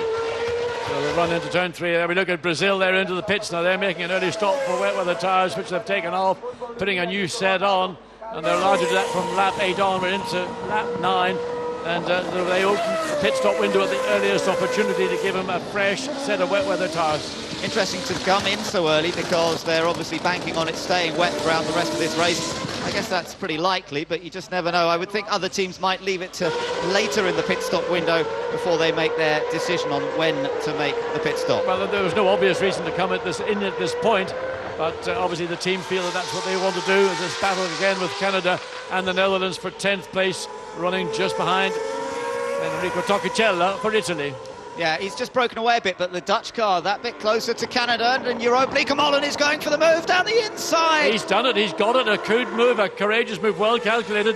Sean McIntosh for Canada did put the squeeze on, but Bleekemolen was sufficiently far up now. Canada's going into the pits. Yeah, he's coming in for the early pit stop here, so Canada rolling the dice and deciding to go for the early stop rather than the later. They may be going for different France tyre in pressures as well, so France have dived in just ahead of Canada, and look at the pit crew. Absolutely a pit lane sodden, let alone the racetrack. So now remember how different tyre pressures could completely alter a car's handling. Mexico's in, and I wonder whether they're going to do work on the car aside from just altering tyre pressures as Canada comes to a standstill. So the pit lane, from being relatively quiet at the late 8 lap point, is now becoming a very busy racetrack. Remember, the guys have to stand in the pit garage until the car has stopped in front of them. Then they can run out and affect the tyre change. That looked pretty good for Team Mexico as they come out to 30. Well, they come out ahead of Canada. Yeah, they were ahead of Canada on the road, but they're so when Alan van der Merwe battling now for 3rd place with Robbie Kerr, Team GBR. Will one of these two dive off at the last minute and make it into the pit lane? Are they going to stay out? Both? Yes, both stay out. I could just see that Australia have been into the pits as well. They are well back though. They had a problem in the first couple of laps, so they're not featuring in the race at the moment. And you could just see Australia ahead of them as these guys come in to turns 1 and 2. And that will be a problem because they will not want that car to come into play when there's a battle going on for position. Of course, visibility, rearward visibility. Czech replay. This is Jaroslav Janis, Czech Republic, ploughing the fields and scattering everything on the racetrack. There, that battle now getting closer between Great Britain and South Africa. Alan van der Merwe is driving a fine race here at the moment. At this part of racetrack, van der Merwe clearly had an advantage in the opening laps. And again, right now under the rear wing, watch for a move on Team GBR from South Africa. And also, Malaysia's catching in the background. This battle for 3rd. Again, Robbie Kerr, Great Britain, manages to defend his position currently, but behind them, Malaysia's lapping quicker than these two and is beginning to close up. Yeah, but I think that the South Africa car clearly is a better car in these conditions. Van der Merwe pulls up alongside Robbie Kerr. Can he get down the inside? Kerr has to concede into turn 8, and Robbie Kerr tries to come back, but he's wrong-footed and he cannot get it done. He was prepared to have a go going into turn 7. He couldn't get it done. Van der Merwe was in the right position, got the pass. Now it's all up to Robbie Kerr. Can he do the same again but pay the compliment as they come into turn 10? No. So Van der Merwe slithering his way through turns 10 and 11. What a debut this is for Alan Van der Merwe for South Africa. He's now up into third place, but both of them have to keep a wary eye on Team Malaysia. Alex Young lapping quickly behind. And clearly you can see South Africa, how much they've pulled out once they have gotten ahead of Team GBR. The gap already, well, just about a second. We see Germany preparing for their one and only pit stop of the afternoon, assuming it doesn't go dry. The other problem for South Africa is that Australia's ahead of him on the road and has come out of the pits and is going actually very quickly. It's going to be quite difficult to put himself in a position perhaps to overtake it. The problem is for Australia, they are obliged to get out of the way of South Africa because they are one lap in effect down. No matter the pace that you're running at, if you get waved yellow flags, you are required to get out of the way. Here's a battle going on. Owen McIntosh and Salvador Duran got so close together. And he still hasn't given up the chance to get past. They have both had their pit stops, these guys, remember, and so they're way down the order at the moment, but when it all shakes itself out, when everyone else has stopped, then they could still be battling, certainly in the points. They'd both be just inside the top 10, I would say, after they're settled. And Sean McIntosh now alongside, almost touching onto the straight. And that was a courageous move and a well-judged move by both drivers. They gave each other sufficient room to work, particularly McIntosh on the inside. Hard to hold the current, but Mexico comes back, goes down the outside, coming into turn one, but Canada's got the position, and I would say the corner. And indeed, Canada set the fastest mid-sector time of anybody on that last lap, so he's flying now. He's made his pit stop. Battle here between Great Britain for fourth with Malaysia, and Alex Young has caught right up to the back of the British car, almost got alongside for a moment, but has had to settle back into the slipstream. The trouble was he was in the wrong part of the racetrack. He needed to be in the inside, as Canada were, one lap ago. So Robbie Kerr also now finding himself under pressure, having lost one position one lap ago, is under threat to lose yet another. Drop from fourth to Alex Young in Malaysia in fifth place. Well, Alex Young does seem to revel in these conditions when the car's right, as it was in the latter stages in Malaysia, and it seems to be right in the early stages here in Indonesia. 37 laps or 50 minutes precisely until this race comes to a conclusion. Down towards turn 4 then. Can Malaysia find a little bit more traction out of this one? They've also got the Brazilian car to get past. Brazil has been into the pits, and so he's slightly out of sequence with these two guys, and Robbie Kerr's going to have to try and get past him and keep an eye on his mirrors. He will indeed, and the trouble is that Brazil is running 2 seconds a lap slower than these two cars who are battling over that fourth position. Robbie Kerr holds it, Alex Young wants it. Yeah, he does. What a great view. How close can you get? And no, the position is covered by Great Britain. Malaysia thought about trying to go for it down the inside. Oh, he's going down. Outside. Robbie Kerr opens the door, and Alex Young, he read it, he knew what Robbie Kerr was going to do. Robbie moved to the right to get the line through the corner, and of course Alex Young plonked his car right and truly in the middle of that corner. Robbie Kerr was, well, he had no choice to back off, and he's lost one more place, down to fifth for Team GBR. Team Malaysia now fourth. Germany still leads this race, from New Zealand in second place, South Africa in third. Now it's Malaysia in fourth, Great Britain in fifth, and struggling in these conditions. The Netherlands, by the way, not having stopped yet, have now moved up into sixth place ahead of Italy, Ireland, China and Indonesia. But that's because some of the other guys who were in the top 10 have already made an early pit stop. So Germany bringing its wheels back into the garage in anticipation. Now we don't know whether they're going to do it in the next lap or two. They're certainly indicating that as we go on lap 15 right now, they may choose to come in, as we look at New Zealand as well, preparing to make a pit stop. Yeah, so it's going to be crucial times coming up here for the lead cars for Germany, who's already coming up behind USA, who must have made their pit stop. Yes, they have. USA currently running in 14th position, but still a lot of cars ahead of them to stop. Watch for Germany to peel off as we get Indonesia having a drive through. And also it's a tire change, so there's the helmet camera. It goes on, left front wheel nut off, wheel off. That'll be removed by a corner worker. New wheel goes on. Make sure you return the way they're going to operate. It's back on again. Good stop for Indonesia. Yeah, well, certainly good on that wheel. How was it on the rest of it? Oh, no, look, they've got problems at the back, John. The wheels are spinning. Now, finally, he gets going. Does he? He stalled it. He anticipated what was going to happen. So now he's going to sit there while the air starter is once again installed. He can't get it detached from the cradle that it sits in. In the meantime, we're still waiting for Germany as New Zealand in Johnny Reid running in second place, the first of the leading cars to make it into the pit lane. And I tell you what, we saw Germany setting a blistering pace early on, but both Canada and the United States, having made their pit stops, are now getting down to the sort of times that Nico Hulkenberg's been doing. Down into the 1 minute 25s, we're going to see some changes. Indonesia, look how long the stop was. So that's more important. Let's see what happens in New Zealand. They've got to get a clean, quick stop. They are capable of winning this race. It only would take one little error on the part of the driver or in the pit stop where the wheel change does not go smoothly. That's a good stop from New Zealand. What does it stop the clock at as he goes out 34.8? Definitely one of the quickest we've seen.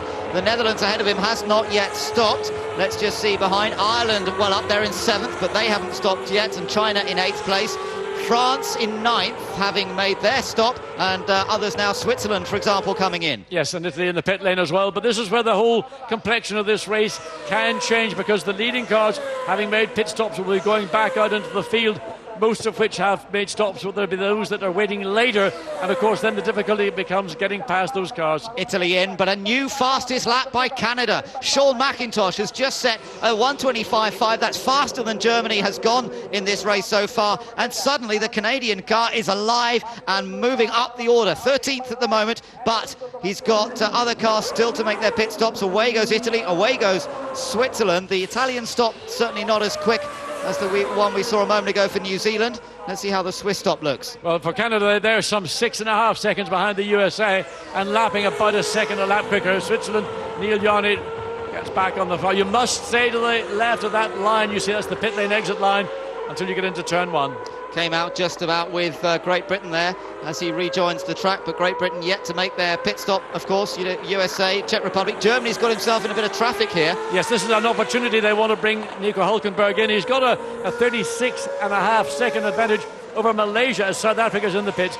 36.5 second advantage over Malaysia, who are now in second. South Africa was third. They've gone into the pits, so is that a quick change or is that a good change? It was. That doesn't look particularly quick to us, considering what we've seen from New Zealand. 34.8 for New Zealand, 40.9. 6 seconds slower for South Africa. Now Ireland's in the pit. We'll see whether all their practice this weekend has been effective. But South Africa definitely lost some time there, and that'll hurt Alan van der Merwe in his attempts to get a podium finish here today. Germany still are. Now, Germany's just coming in. I was just about to say, Germany in. Crucial pit stop here, coming up for race leader Nico Hulkenberg. So make your way down at 60 kilometres per hour. It seems interminable till the time you get to your pit box. Splashes in, not particularly well placed. Ireland's still there. Ireland have a problem, John, in the pits, because they're still in the pit lane. They shouldn't still be there. They may well have a problem, but I think some of the work may be done to try and maybe give them a better car. As Ireland now leaves the pit lane, certainly that length of time would not be normal for a wheel change.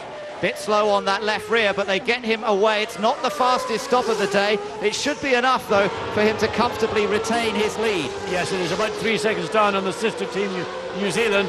Nevertheless, Nico Hulkenberg, when all the pit stops finalise and shake out, as we've got Team GBR in the pits as well. So Johnny Reid in the forward, and he's got an opportunity. He's got a pretty clear road ahead of him to put in some good work. New Zealand, therefore, you can see how far back he is, because Germany's already out and round on its first lap. To Great Britain in. Great Britain into the pits. Now, have they got a better setup for this car? The tyres may be repressured. Perhaps it'll be happier in the second half. I think it's not that. I think there's other problems. They haven't really gone for the setup to suit the conditions. In the meantime, New Zealand out on their new set of tyres, 1:25.8. Everybody in the leading bunch is getting down to those middle 1:25s we saw first from Germany, then from Canada. So Great Britain does come out back behind South Africa. South Africa and USA are having a bit of a dice here at the moment, and that could end up being for about 4th or 5th place once we've seen a few more pit stops. Malaysia, I was wondering when they're going to come in. They're ready to come in now. They're going to bring him in from second place. The gap down to 30 seconds, but of course Germany having made that pit stop, it's all somewhat irrelevant. We'll know at the end of this next lap where Germany is in relation to Great Britain, who are now in the pit lane, but principally to New Zealand. So it'll be Germany and New Zealand. Alex Young stays out another lap, doesn't come in, and he's got Yaroslav running behind for the Czech Republic. That's right. China have made a pit stop just now as well, so they're back on their way again. They're one of the later teams to stop. The Netherlands are also waiting quite late in this race before they make their stop. Otherwise, pretty much everybody has stopped, and Germany are still very much in command of this race. Alex Young leads for the first time, and maybe the only time this afternoon. He is yet to make a pit stop. He's the last of the front runners. In the meantime, New Zealand has done another stunning lap. In fact, the fastest lap of the race to date, 1:24.7559. And Johnny Reid, he thinks he has a chance of reclaiming the lead of this race, bearing in mind that the pit stop for Germany was some 4 seconds slower than that of New Zealand. Let's take a look at Germany. What's been going on? Hulkenberg has been off. And that's the reason why. And did he manage to get back on without losing much time?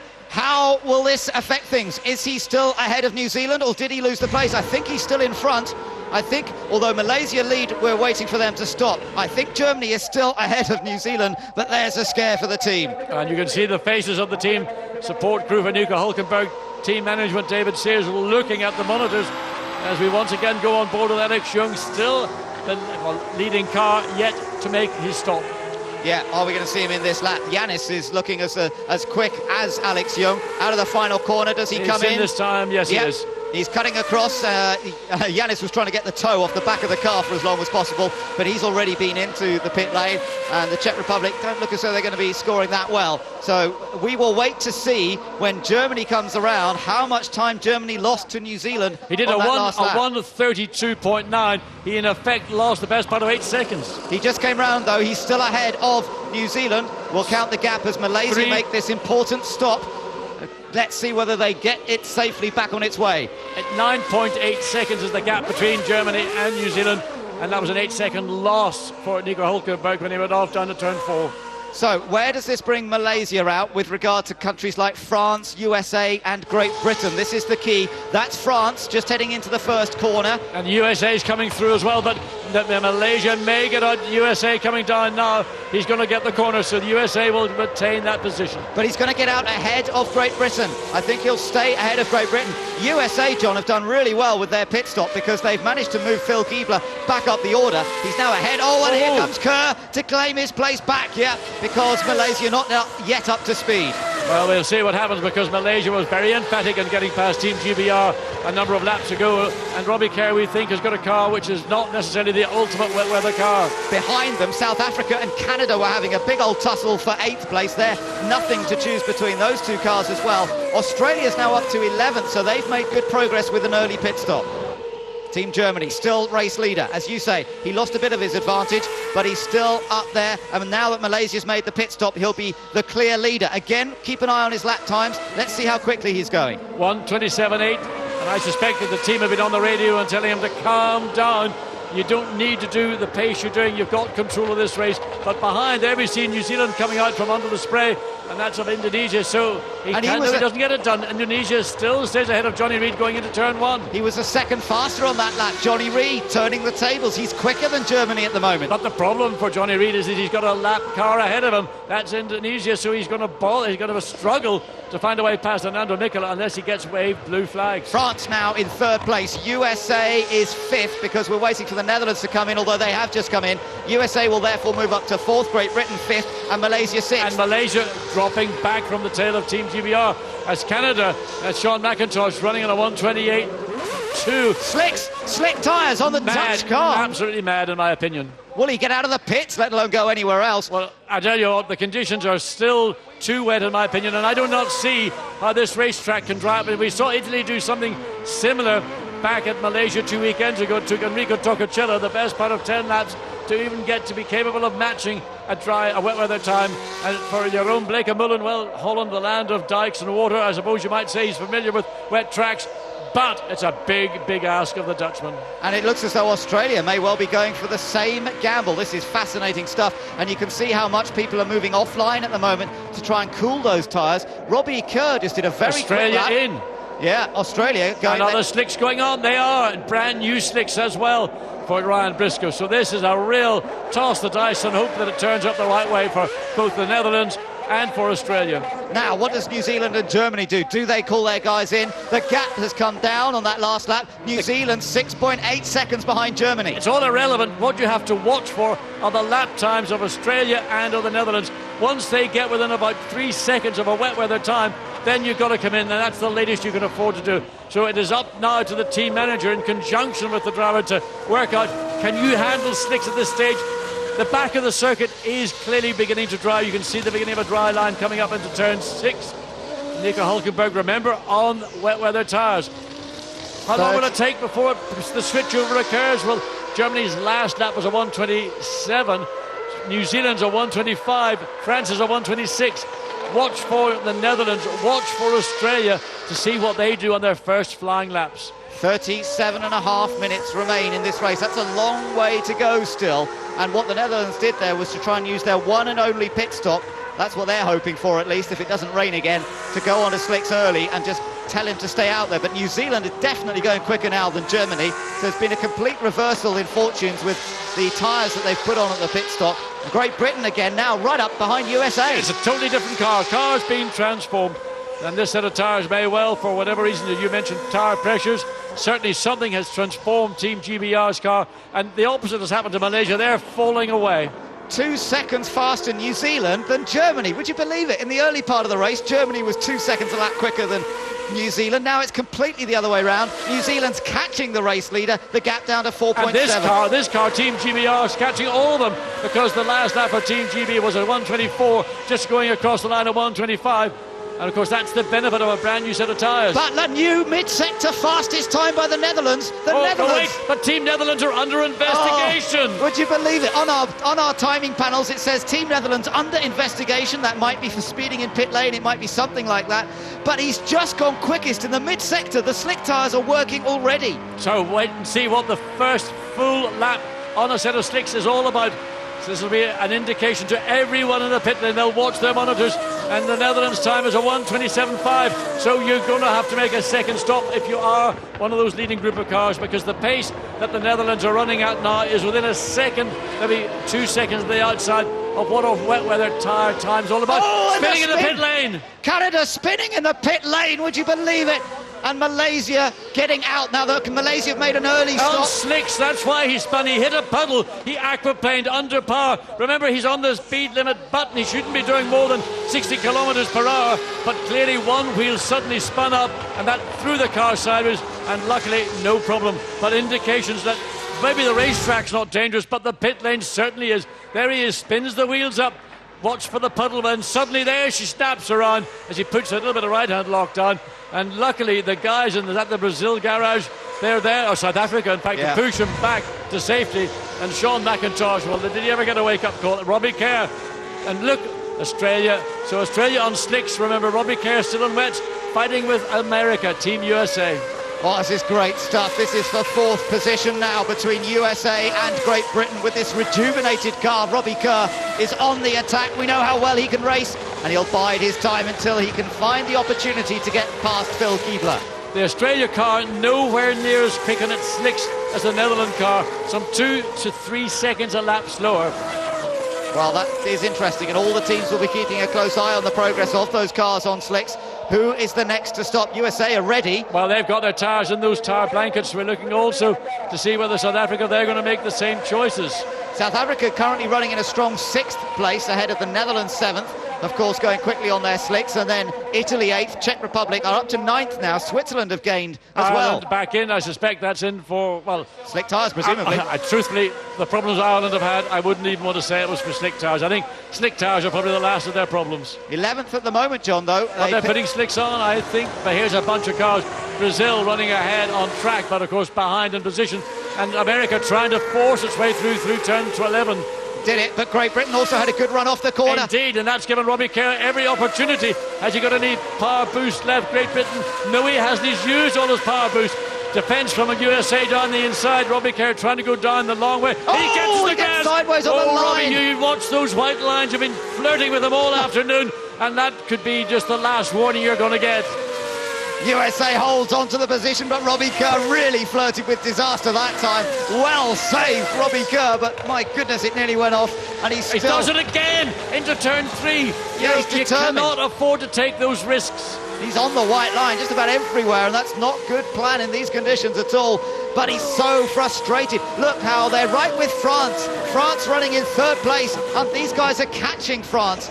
They're running a second a lap quicker than France, but of course once they all begin to close up, they'll drop back to the pace of France. Nicolas Lapierre has got the brains and the intelligence to know that he can control the pace of the two cars. Bear in mind that they're battling each other before they even get a chance to battle France. And meanwhile up front, New Zealand are now just 1.8 seconds behind Germany. New Zealand flying in the second half of this race. And look at the battle. John, Germany and New Zealand absolutely together again. 1.2 seconds as they went across the line. That was in to turn, that was coming across the top, but it's just literally a few seconds ago. So Johnny Reid has run down his young German colleague, who's certainly on this set of tyres struggled to find the grip, the pace that he had on the initial run. It's amazing how much the tyres make a difference. I've never seen it quite so graphically illustrated than in the last two races. France and the USA with Great Britain. This is 3 cars now racing for third. And Robbie Kerr wisely has chosen to drop back just to regroup, just focus. He's very, very aggressive the way he throws the car into turn 2. Really, really leans on the back wheel of the car. Mexico are not part of this game, so I wonder how they might affect things. Nicolas Lapierre for France has got his mirrors being filled up with the United States and Great Britain, all for a possible podium Here we go. spot. And this is the battle for the lead between Germany and New Zealand. And they come up into, this is turn 8 and 9, and this is the quicker of the two S's around the back. You can see that Team New Zealand's car were able to run much quicker than Team Germany, and I just wonder whether Germany or New Zealand will take this opportunity. And he goes alongside into turn 10. Johnny Reid dives down the inside. Nico Hulkenberg can afford to run around the outside, but he's had to concede. He's lost the lead, and he regained early in this lap too, or early in this race to his team colleague Johnny Reid. So, a real reversal in fortunes, and the man who started on pole lost the lead to Team Germany, now reclaims the top spot once again, and Germany back into second place. These guys are well ahead of third placed France, who are still trying to defend from USA. This was how he did it. Yes, he got in up the inside, he took control. Nico Hulkenberg really just has not got the grip on this set of tyres to defend that situation. He wisely let New Zealand go, and it may well be that they'll both make further trips into the pit lane to go on to dry weather tyres. Still Mexico, as Canada goes on those slick tyres. That's the danger. You just, bumping. Robbie Kerr collides with Mexico. That's not for position, that's to get him out of the way. But both Kerr and USA are past France. It's completely changed. Robbie Kerr for Great Britain is now third. France back to fifth because USA here has also got past them. Phil Keebler now trying to get past Mexico. Well, these two nations, USA and Great Britain, were clearly quicker than France. We didn't see where that pass did occur, but it occurred, and then Robbie Kerr had to go a little bit rocky to get past Mexico. Salvador Duran wasn't about to give way into turn 1, so a little bit of a tap, a love tap on that right front wheel, and job done. Great Britain some 22 seconds behind the race leaders, New Zealand and Germany, but pulling away quickly here from Team USA. Kerr's car really working, as we said earlier on, but he's got to keep those wet tyres as cool as possible. And just watch the way the USA stays as wide on the left part of the track, looking at us right for him, to ensure that he keeps those wet weather tyres at operational temperature. Wet weather tyres, ultimately, if they get too hot, they will start to deteriorate. South Africa in, and a set of slick tyres in wet conditions as South Africa go out of the pits. Now, the Netherlands, which was the first one to put its slick tyres on. Still a long way to go, 23 laps, or just under 30 minutes. So this racetrack, assuming we don't see any more rain, will switch gradually over to being a slick tyre track. But he hasn't actually set a fastest lap overall, although he put in that very quick second sector a while ago. It still hasn't become the fact that a car on slicks is quicker, but Great Britain's in, John. Great Britain's going to go putting on slicks now. I just wonder the wisdom of doing that. Robbie Kerr was so quick on this particular set of tyres, so they take the wets off, the dries are sitting beside. So is this the decision that will win the race the first time for Team GBR? Or is it a call that's just a lap or two too early? I think that New Zealand and Germany are taking the gamble that it'll rain again. I'm not seeing any sign of that just yet, but it's still pretty cloudy overhead. Great Britain, though, going for the slick tyre option. But I think the reason why Germany and New Zealand are hanging out is because it's only on the last lap that we've seen a time from this car, the orange car of the Netherlands, beginning to approach that of the cars that are on wet weather tyres. Robbie Kerr comes out directly behind the Netherlands, and that will be 7th place for Team GBR on slicks. Robbie Kerr's got to be very careful in this outlap. He can't just charge up to the back of the New Zealand car. They've been on the Netherlands car. They've been on slicks for some 8 or 9 laps. They know the feel of the car. They know the parts of the racetrack where you can drive the car. That's right, but it's good opportunity. But you can see there, to follow him out of turn 4 into 5, the track is virtually a drying line. So the Netherlands up to 6th place now on their slick tyres, 6th position, but remember they're still under investigation. Robbie Kerr's oversteering as he came through turn 6 as Germany getting ready for Nico Hulkenberg. He's 5 seconds now behind Johnny Reid from New Zealand, and that is what a switch in performance from where we saw the start of this event. Well, this race is still alive, isn't it? France now into the pits to come in from 4th to put their slick tyres on. It's got to be done, surely. 27 minutes still to go in the race. Both New Zealand and Germany must, I think, at this opportunity come in, because if they throw the advantage to Team GBR, depending on what Robbie Kerr can do on his first full flying lap, that will clearly be 1 lap or 2 or 3 too late. So is it a clean stop? They've got the new slicks on, brand new slicks, not even scrubbed slicks going on the car. 25.743 for the Netherlands on their last lap. So there, the battle for 5th place between Team GBR and Team Netherlands. Robbie Kerr's lap, we have to get a full lap. He's only completed that first flying lap. So France out on slicks. We're now seeing the best part of half the field transferring over to slicks as he just blocks off Jaroslav Janis in the Czech Republic. Robbie Kerr being cautious, he hasn't been able to put a move or attempt anything on the Netherlands yet. Not yet, but play it patiently, Robbie. This could end up being the lead battle because with the cars ahead of them, all on wet tyres, France now behind them, they've been into the pits. It could well be. Germany's in. Germany into the pits from second position. I was going to say, suddenly Germany's dropped to 13.8 seconds behind New Zealand.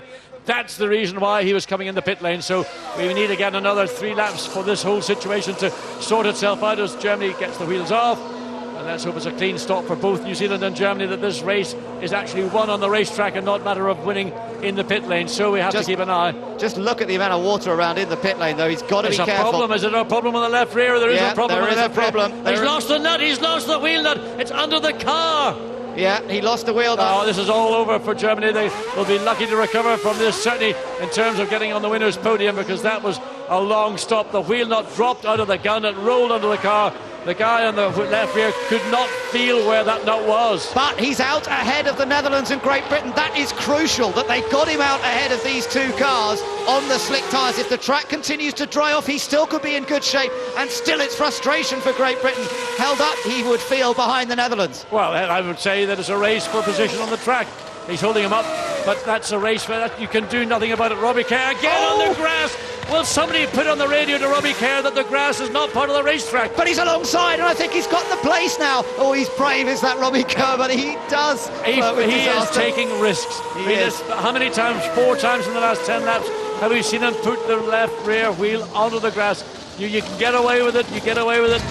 Well, let's look again and see where he is. You can see the mud being chucked up, and he gets the switch back as the Netherlands goes out wide. Robbie Kerr goes up at the inside, gets sufficiently alongside the Netherlands for the Netherlands to concede. It was inevitable that Robbie Kerr was going to get past, but it was a question of where, and a brave move into turn 3 and 4. New Zealand continues to lead and has just set a fastest lap on his wet tyres. That's how quick New Zealand's still going. His wet tyres are working perfectly. Johnny Reid, fastest on that last lap. He's flying along. He doesn't need to stop for slicks yet. No, and his tyres looking still pretty good. There's a bit of, let's say, the feathering, the tread blocks are beginning to show signs of wear as New Zealand are looking at the monitors there, calculating at which point they've got a 26.7 second advantage over Team USA. The first car on slicks with Germany behind, Great Britain, Netherlands, France, and then the Czech Republic as well. The Czech Republic, of course, one of the few cars that is yet to pit.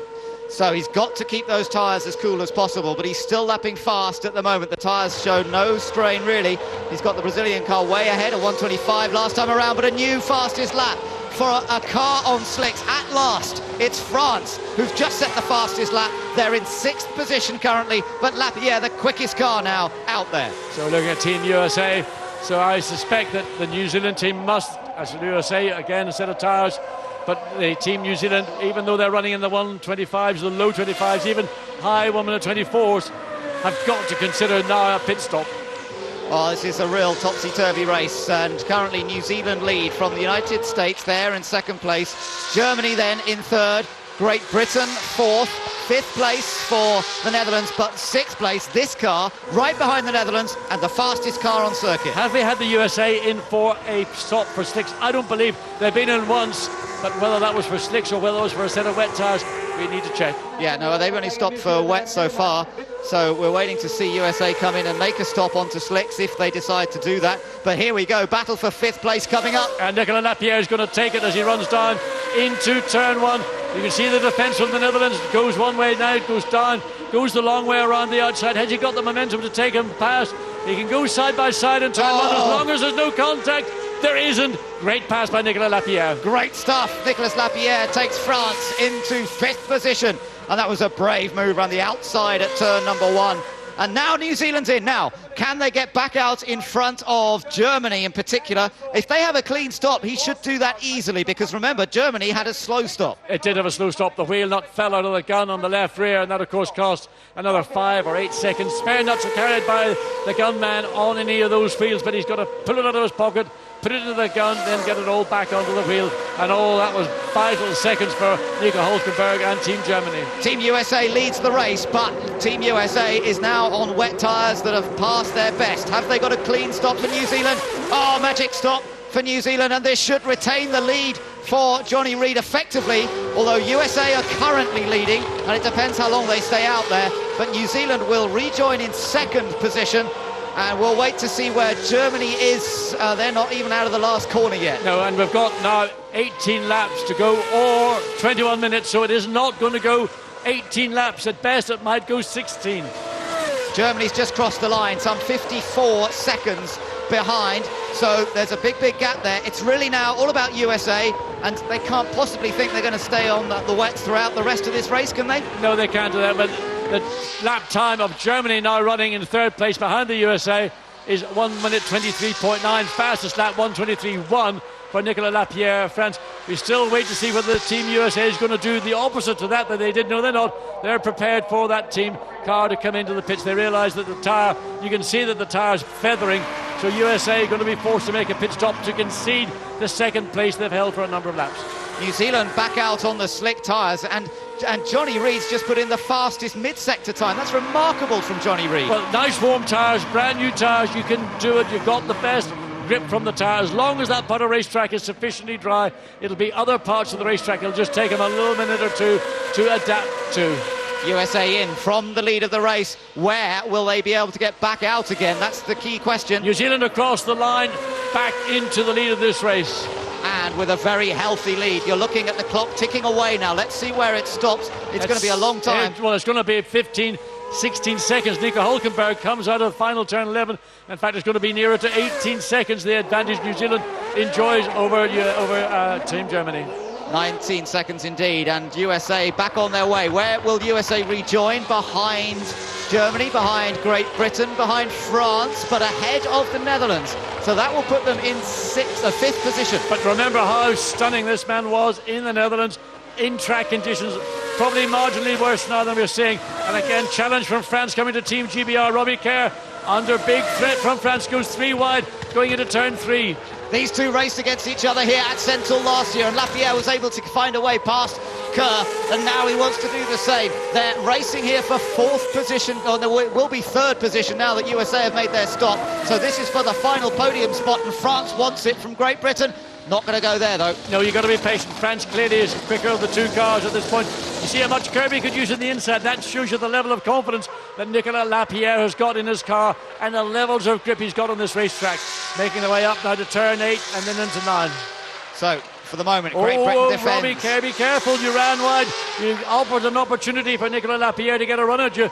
It's difficult up into turn 10 because it's not the kind of corner you want to try and dive down the inside. We've seen it happen in the wet conditions. I think Lapierre's going to wait, try and do what he did to Robbie Kerr 1 year ago. Slides too much, loses the opportunity. The momentum went with that slide. Robbie Kerr goes wide. It's back to Nicolas Lapierre, side by side down the pit straight. Here comes France then alongside Great Britain, and he's got the inside line for the first corner. This is for third place. He's got ahead of Team GBR. Team France into third position. Oh, oversteer in the middle of the corner. Robbie Kerr can come back. Can he get alongside into turn 2? He's trying to find a way around. The momentum has gone back to GBR. Watch for GBR to make a pass down into turn 3. Great racing between these two experienced A1GP campaigners. Can Robbie Kerr take the place back? No, Lapierre's on the inside, and unless he goes wide, then Kerr is going to have to settle into his slipstream once again. Third place now, France. Fourth for Great Britain. And fifth place for the United States. Sixth place for the Netherlands. Seventh for the Czech Republic. Eighth for Switzerland. Ninth for Malaysia. And 10th place for Team Canada. But it's New Zealand that continues to lead this race by a margin of just under 20 seconds. And the battle between New Zealand and Germany, more now a battle of who will be the quicker of the two race cars on track. They're both lapping in the mid 1 minute 23s. Germany marginally quicker, 1:23.3. New Zealand 1:23.5. It's remarkable how this race has fluctuated and changed in the differing conditions. And now we've got about 17 and a half minutes still to go of this race, or 15 laps, whichever comes first. And that means there's still some time to go. Of course, you never know, we might get another rain shower before the end. That would stir things up. 1:22.9 for Nico Hulkenberg, and the gap down to 18.3 seconds. 15 laps to go, or 17 and a half minutes. It's very, very marginal unless something happens that New Zealand, they cannot maintain the pace. New Zealand running in 1:24.1 on that last lap, 1.3 seconds behind Germany. James Robinson, engineer for Team GBR. He's seen his man passed by France, and he's going to be a bit careful here to see whether he can stay ahead of USA, although USA not really catching on that last lap. Phil Giebler in a settled 5th place, doesn't seem to be much quicker, about the same sort of pace as Great Britain. The Netherlands then, the orange car of Jeroen Bleekemolen running in 6th place. Czech Republic in 7th, so it's a good effort from Jaroslav Janis, rookie driver this weekend. He's stayed out of trouble so far and is inside the points. Neil Jani for Switzerland's also inside the points, and Canada in 10th. But the last lap around, very rapid for Team Germany, and we'll have to see whether he's going to be able to close up the gap to New Zealand. Fastest lap of the race has just gone to Italy. Yes, he did, 22.759 as we see Tuca Rocha for Brazil drive off the track. He seems to like that part of the racetrack. He's been off there many times over practice, and in the race drives into the gravel and bumps his way through it, and scoops a whole underfloor's worth and a bit of muck as well back onto the racetrack and deposits it for the next car up. Yeah, he's been off there a few times, as you say. Germany across the line again, another quick lap. Again, he's gained about a second on New Zealand, but New Zealand don't need to panic, and the worst thing that Johnny Reid could do now is react. Robbie Kerr again, that turn in oversteer into turn 1 again, flirts with the curb on the grass on the outside of turn 1. Watch as he comes through to Robbie Kerr. Clearly has got a car where he's battling with the back end grip. He is having to struggle, particularly under braking and entry into corners. Yeah, but he still runs it onto the white line, doesn't he? And it's interesting how much road he uses going into these corners. Lapierre uses a lot coming out, as you can see. Well, the key, I think, is to use it on the exit rather than the entry. You can get into a lot of trouble on the entry. You get into a lot less trouble on the exit. Team Netherlands under investigation now as well. No, it's not that I was looking at, actually. It was the fact that France have just gone fastest lap again for Team France. So they really are flying here in these conditions. They are some 6 seconds behind Germany. There's the gap, 5.7 in fact, last time through the checkpoint. And France might have a chance of closing up on Team Germany before the end of the race. Both of them are gaining a little bit on race leader New Zealand. Well, Nico Hulkenberg still running in 2nd place. The gap between New Zealand and Germany is now stabilised, both doing the same lap time on the last lap. The gap down to 16 and a half seconds, 13 laps to go, or 15 minutes. That's all we've got left of this race here, the feature race in Sentul. Yeah, fantastic race. Somebody else coming into the pits there, watching France come through at the moment. And I think it might have been Switzerland. I think they've left it very late, actually, to go on to their slick tyres, quite possibly. France continuing then, and with that fastest lap to Italy. Italy are currently running in 11th place, just outside the points. They're some 3 seconds behind Canada. I mean, where did Italy find that lap? 1:21.8, and that's just about a second quicker than pretty much everybody else. So Germany now doing a 22.0, so Germany getting down to that pace that Italy did. But where that lap from Italy came from, we didn't see it, we didn't know about it until it popped up on our timing and scoring screens. It was Pakistan who came into the pits just now, my mistake, rather than Switzerland, so they've gone for the late call onto slick tyres, which are sensible. And France there still running in a strong 3rd place. France and Germany that little bit quicker than the race leader New Zealand, but New Zealand having this pretty much under control so far. It's right on board with Nicolas Lapierre as he tries to balance 530 horsepower, 520 horsepower, and then in these conditions, even as the track dries out, it's not easy. I bet you he wished he had 530 horsepower, because that would give him an advantage over the entire field. Of course, you get 550 with power boost, but pretty much everybody has used. In fact, well, New Zealand's used 4, Germany's used 3, and France have used 4. So they've all got something in reserve should this field begin to concertina, but the likelihood is unlikely. It's only France who may have a chance, 6 seconds behind Germany, but Germany some 15.3 seconds behind race leader Johnny Reid for New Zealand. This is the problem, of course, is getting in behind traffic, and you can lose a couple of seconds very easily. Mexico holding up Johnny Reid. Yeah, he's intentionally, he's going to get out of the way. He's bound to do so. The race leader coming up behind a slower car. You're allowed a certain number of corners to get to hold the car up, then you've got to get out of the way. Shaking his fist already is Johnny Reid. He's already had a go, but no way of getting past us yet. He lost over a second to Germany on the last lap, and he does not need and to be held up. He's going to lose maybe. Oh, wheel off the back of Canada. Wheel bounces off the rear of Canada. It bounces into that tire barrier, prevents going into the pits, but the left rear of Canada has come off on the pit straight. Sean McIntosh pulls the car up safely against the barrier to the right on the main pit straight. That left rear wheel suddenly detached there. You can see the nut, the wheel have gone, and Sean McIntosh rolls the car down to the pit lane exit to get that car removed to safety. New Zealand lost 2 seconds on that last lap, getting stuck behind Mexico. So this race still on, 13 seconds the lead. Germany now new fastest lap, 1:21.753, and a stunning time. Canada, though, rolling it into the pit lane exit, all over for Sean McIntosh. He started at various times in that race, but he also had rather a few amazing incidents. Well, the wheel, you can suddenly see what happened. The wheel, it just did not detach. The wheel hit the tyre barrier, tyre bales, then it bounces diagonally across the track, and fortunately it hits the tyre bales to protect the area around protection of the entry into the pit lane. So a scary moment there for Sean McIntosh, losing the left rear wheel. But we've got 13.4 seconds. Well, I've just heard Great Britain's had a spin. Was that flirting with tyres? Was that flirting with the grass? We've seen Robbie Kerr flirt all this race with the grass, particularly coming into turn 3. That's in turn 4. All over for Robbie Kerr, driven a blinding race. We don't know why. Hopefully get a replay and understand what had happened to Robbie Kerr. The two good friends have ended their races on the same lap. Sean McIntosh and Robbie Kerr out. And I just wonder, was that maybe also the consequence? Safety car on standby, because Robbie Kerr's car is right in the middle of safety cars going to be deployed. This is going to change this race forever, because we'll now see a safety car on track. It means that New Zealand's advantage of 13.4 seconds has evaporated, all due to Robbie Kerr going off on track in turns 3 and 4. Well, who's going to say thanks to Robbie after this race? So the gap that New Zealand had of 13 seconds will be negated. He's too quick. He's been flirting all afternoon. He almost got it back, but the old pendulum effect. That's a familiar scenario. Well, and he had it. He just stalled it. He pulled the gear to get going again, first gear.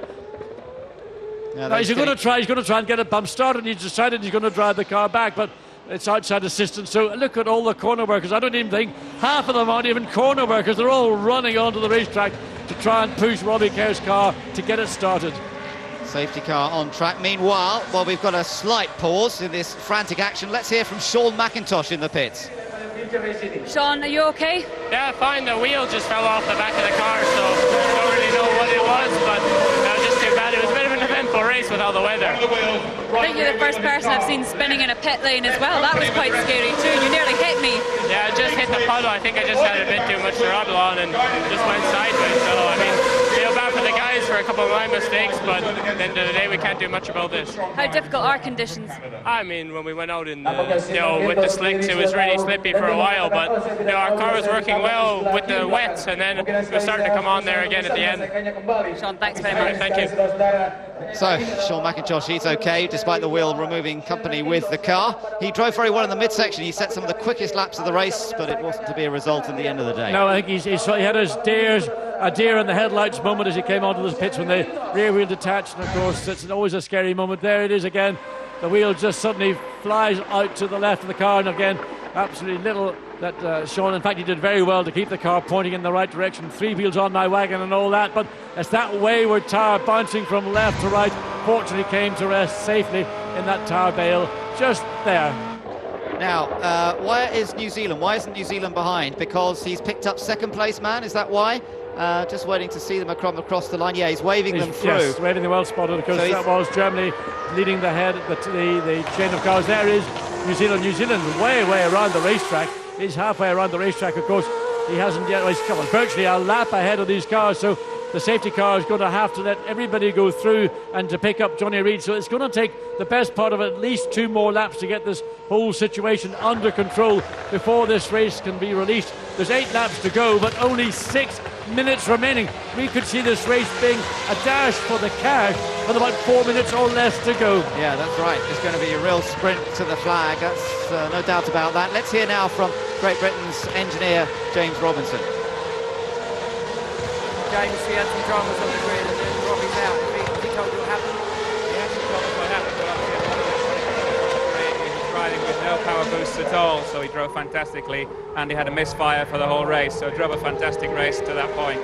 Watching on the monitors, you can see he was getting sideways, getting on the white line. I suppose it looked like he was pushing to the point where that could easily have happened. It could have done, or he may have been caught out with some of this misfire, so we'll have to wait and see. The data's gone down as well, so we can't see from the data, but drove fantastically to that point. Good calls and good strategy. He was going well. Thanks a lot, James. Thank you. So you can hear the disappointment in James Robinson's voice, but that's the way it's gone, and impressive to hear he was running that quickly with a misfire. Yeah, so we never could hear the misfire from where we are, but of course with 21 cars on a racetrack it would have to be pretty bad for us to pick it up, but the fact was Robbie Kerr did drive an outstanding race, showed tremendous amount of courage throughout the race, both on wet weather tyres and then on slicks, but he was flirting a lot of this race, particularly here into turn 1 with the white line on the grass, also on the exit of turn 1 and then down into turn 3.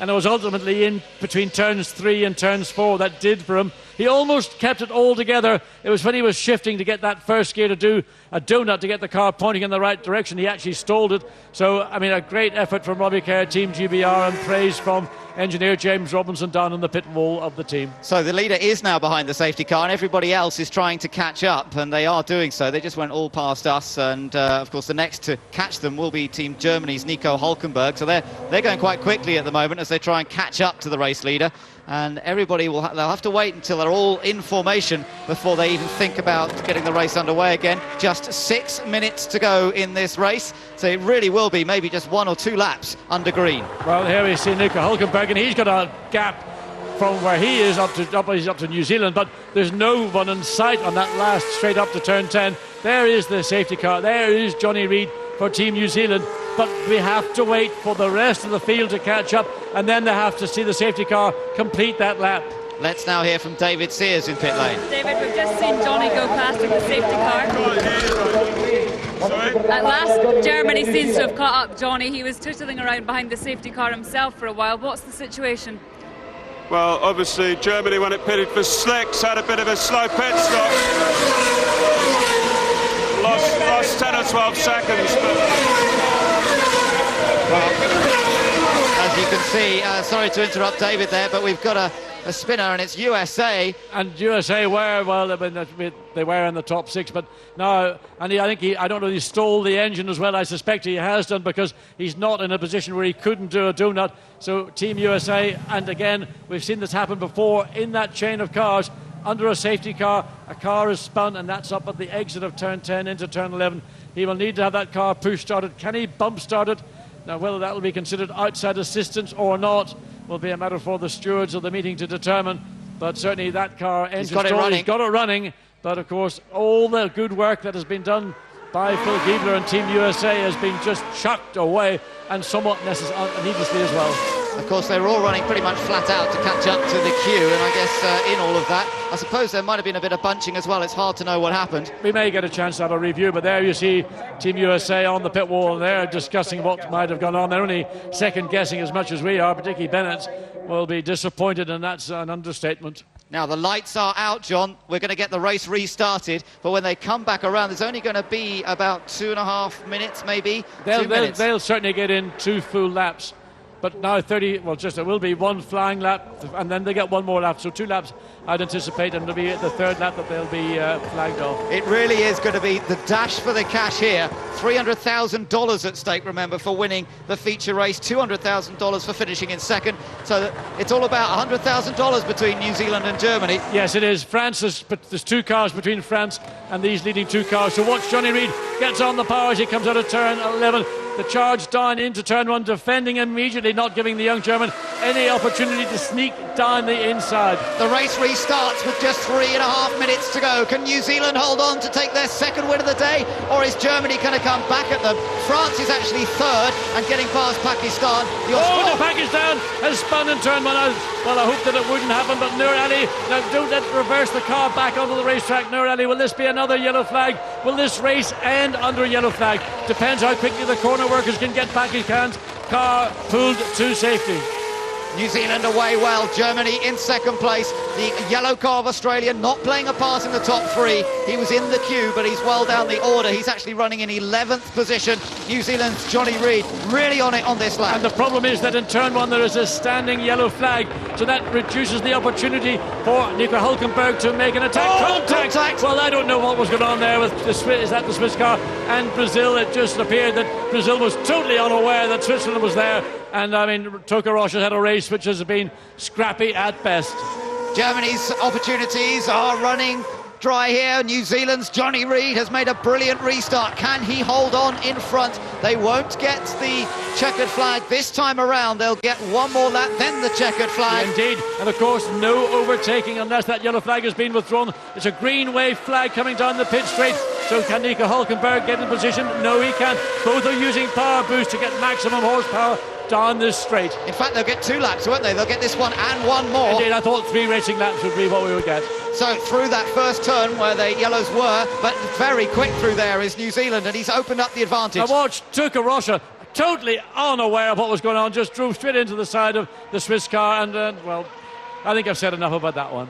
So Switzerland cut across the gravel. They're running in 9th place at the moment. Out of turn 4, can both gain any advantage over the other? It's very marginal. It looks to me like New Zealand has got sufficient in hand to keep Germany and Nico Hulkenberg at bay. Here we ride on board with Germany into turn 6. Remember, Germany leading the points still, and with their big rival Great Britain out of this race, does he take the gamble to try and pass New Zealand? Mind you, New Zealand are going to become a major player in the points battle by taking 10 points here today. 9 points for second place, of course, so Germany will maintain quite an advantage over them, and it's a question of whether he takes the risk. Third place, not that car. That's in 11th, that's Australia, but France is running and looking for another podium. Netherlands 4th and Italy 5th. So they are going to get one more lap with 50 seconds of this race remaining.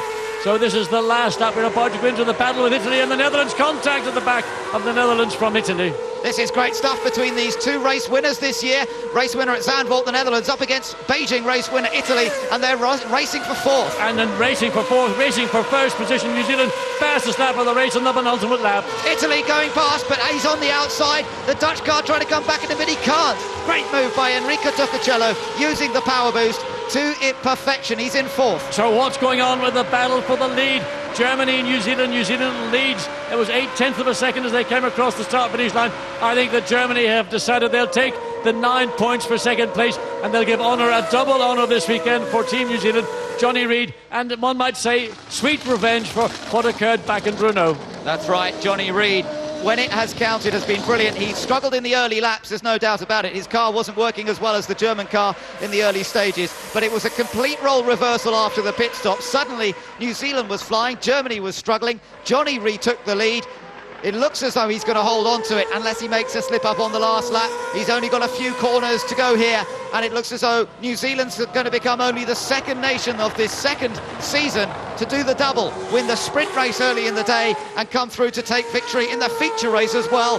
But it was not straightforward at all. New Zealand come through to win the feature race in Indonesia. Johnny Reid takes the 10 points maximum. Germany finishes in second place, France in 3rd, and it's Italy